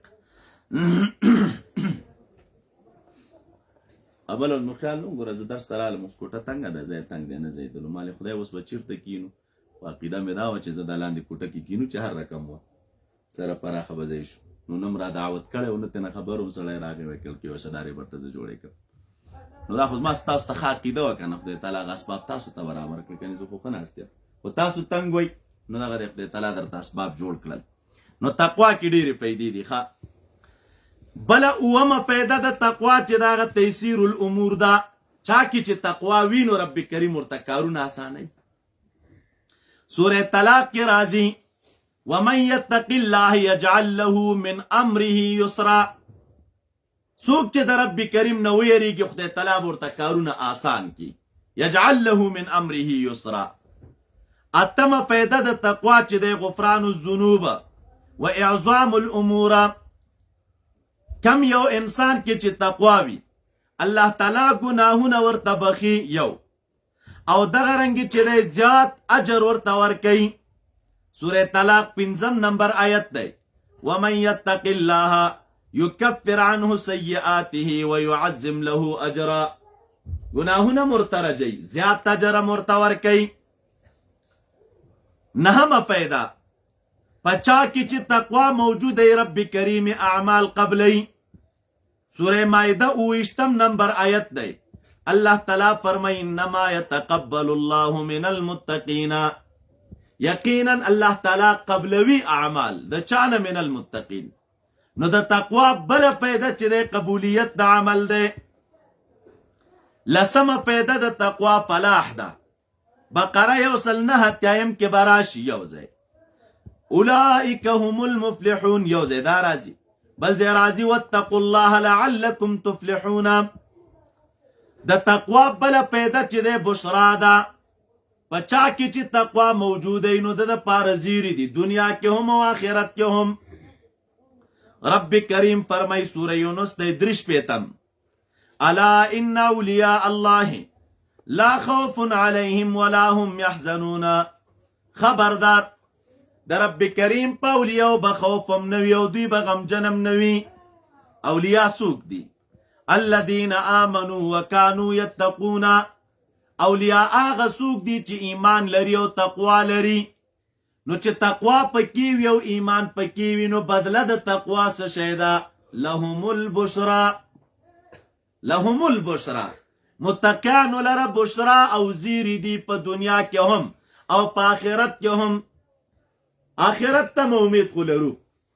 د دنیا زیری د نیکانو د پاره هغه څرګند دي، احادیثو کې راځي چې دنیا کې بشرا څه شی ده؟ وی دنیا کې بشرا نیک خوبونه دي چې دوی خپل ویني یا دا نیک خوبونه د دوی لپاره نور خلق ویني یا خپل یو نیک خوب ویني تسلی د باطن ور باندې وشي یا بل چا نیک خوب لیدلی وي او دته بیان کې چې ډیر داسې ښه بهترین حالت کې مې ولیدلې نو دا د متقیانو علامه ده نیک خوبونه یا خپل ویني او یا ورلره بل څوک ویني نو دا بل فائدہ د تقوا د بشرا 12مه فائدہ د تقوا دخول الجنه بچا کی چې تقوا وی رب کریم جنت د داخلي الله تعالی فرمای وتلك الجنه التي نورث من عبادنا من كان تقيا نو تلك الجنه التي داغه جنت دی چې منګه په میراث کې خپل بندگانو تورکو حکم بندا من کان تقیا هر هغه بنده چې تقی وي الله تعالی فرمای جنت ورکوم بل پیدا د تقوا سوره مریم 1 آیت دی بل پیدا د تقوا نجات من النار دی مریم 2 اتیایم الله تعالی فرمای بیا نجات ورکوم هغه کسانو ته چې ویریږي ونذر الظالمین فيها جثیا دا طالب هغه فواید د تقوا او قران کریم ذکر کړي تاسو ته ما ویلو چې غږیږو به د قران په ژبه هغه څه به وایي چې کم څه په قران کریم کې دي بیرونی تحقیقات خو ډیر دي الحمدلله مفسرینو لیکلي دي او دا چې تاسو دا روان کړئ هغه به خپل پوهیږئ هغه بیرونی خبرې دي نو دا فواید د تقوا چې قران کریم کې ذکر دي اوس به څوک کوئی چې ما کې به دا تقوا را پیدا سره کم شي پیدا تقوا برا کې سره کم پیدا شي نو د تقوا درا پیدا کیدو د پاره مختلف اسباب دي او مختلف بواعث دي یو باعث برا پیدا کیدو د تقوا باندې خوف العقاب الاخروی دام د نصوصونه ثابت خبره ده څوک چې د آخرت د عذاب نه ډاریږي نو پاغه کې تقوا را پیدا کیږي دویم خوف د عذاب دنیوي دریم امید د ثواب اخروی څلورم امید د ثواب دنیوي پنځم خوف د حساب چې څوک د حساب نه یریږي شپږم الترازی کنه وای خافون سوء العذاب رات کی راضی وشتم یا لکه سوره الحاقه کی راضی انی ظننت انی ملاق حسابیه شپږم تقوا به هغه چا کې را پیدا کیږي چې پچا کې حیا وي من نظر الله یو انسان کې حیا موجود دی چې زبر الله په حضور کې څنګه درېږم خدای ته به سبا څنګه ګورم نو چې کله دغه شی پچا کې وو نو هغه انسان کې تقوا را پیدا کیږي امدا وجه طبرانی کې حدیث ده افضل الایمان و بهترین د ایمان نداده چې انسان ته معلومه دا خبره چې الله تعالی د تا سره ده حيث ما كنت چیرته چې ته یې او ستا کلک عقیده دی چې په دې هر ذکر سره رب کریم دی نو بس تا افضل الایمان ده نو دا حیا ده من نظر الله اوم باعث علی التقوا شکر دی په نعمو د باری تعالی باندې بطاعته الله تعالی ډیر نعمتونه در باندې کړي نو ته شکر ادا کا نو شکر د نعمت څه شی دی طاعت ادا کا الله تعالی خبره اومنه نو دا بل باعث علی التقوا دی اتم باعث علی التقوا العلم علم چې پچا کې موجود وو نو دا علم د پاره باعث جوړیږي په تقوا باندې خو اله چې دا علم سره صحت عقیدی وي لکه رب کریم فرمایي سوره فاطر کې راځي اتهشتم کې انما يخشى الله من عباده العلماء الله تعالی نه چې ویریږي او خشیت چې پکې پروت وي نو انما يخشى الله هغه څوک دی ګوره انما کلمه د حصر ده نو ټول عباد نه من عباده ځینې عباد دي هغه ځینې عباد بیا څوک دي نو العلماء نو علم سبب د تقوا دی نهم سبب د تقوا تعظیم د جلال د باری تعالی دی تعظیم د جلال د باری تعالی یو څوک د الله تعالی په جلال کې فکر کوي لسم سبب د تقوا د بشر نه قول لا نقل دی وای که انسانان تفکر وکي د الله تعالی په عظمت کې نو ما عصوه کله الله تعالی په عظمت کې او څوک سوچ کوي نو دی به هیڅ کلم د الله تعالی نافرماني ونه کي. لسم باعث علی التقوا صدق المحبت مع الله. د چا چې رښتونه محبت د الله تعالی سره وي کنه نو دا باعث علی التقوا جوړیږي. رښتونه محبت دا د انسان د پاره باعث د تقوا دی. په ده کې تقوا را پیدا کیږي چې رښتونه محبت په یو انسان کې وي.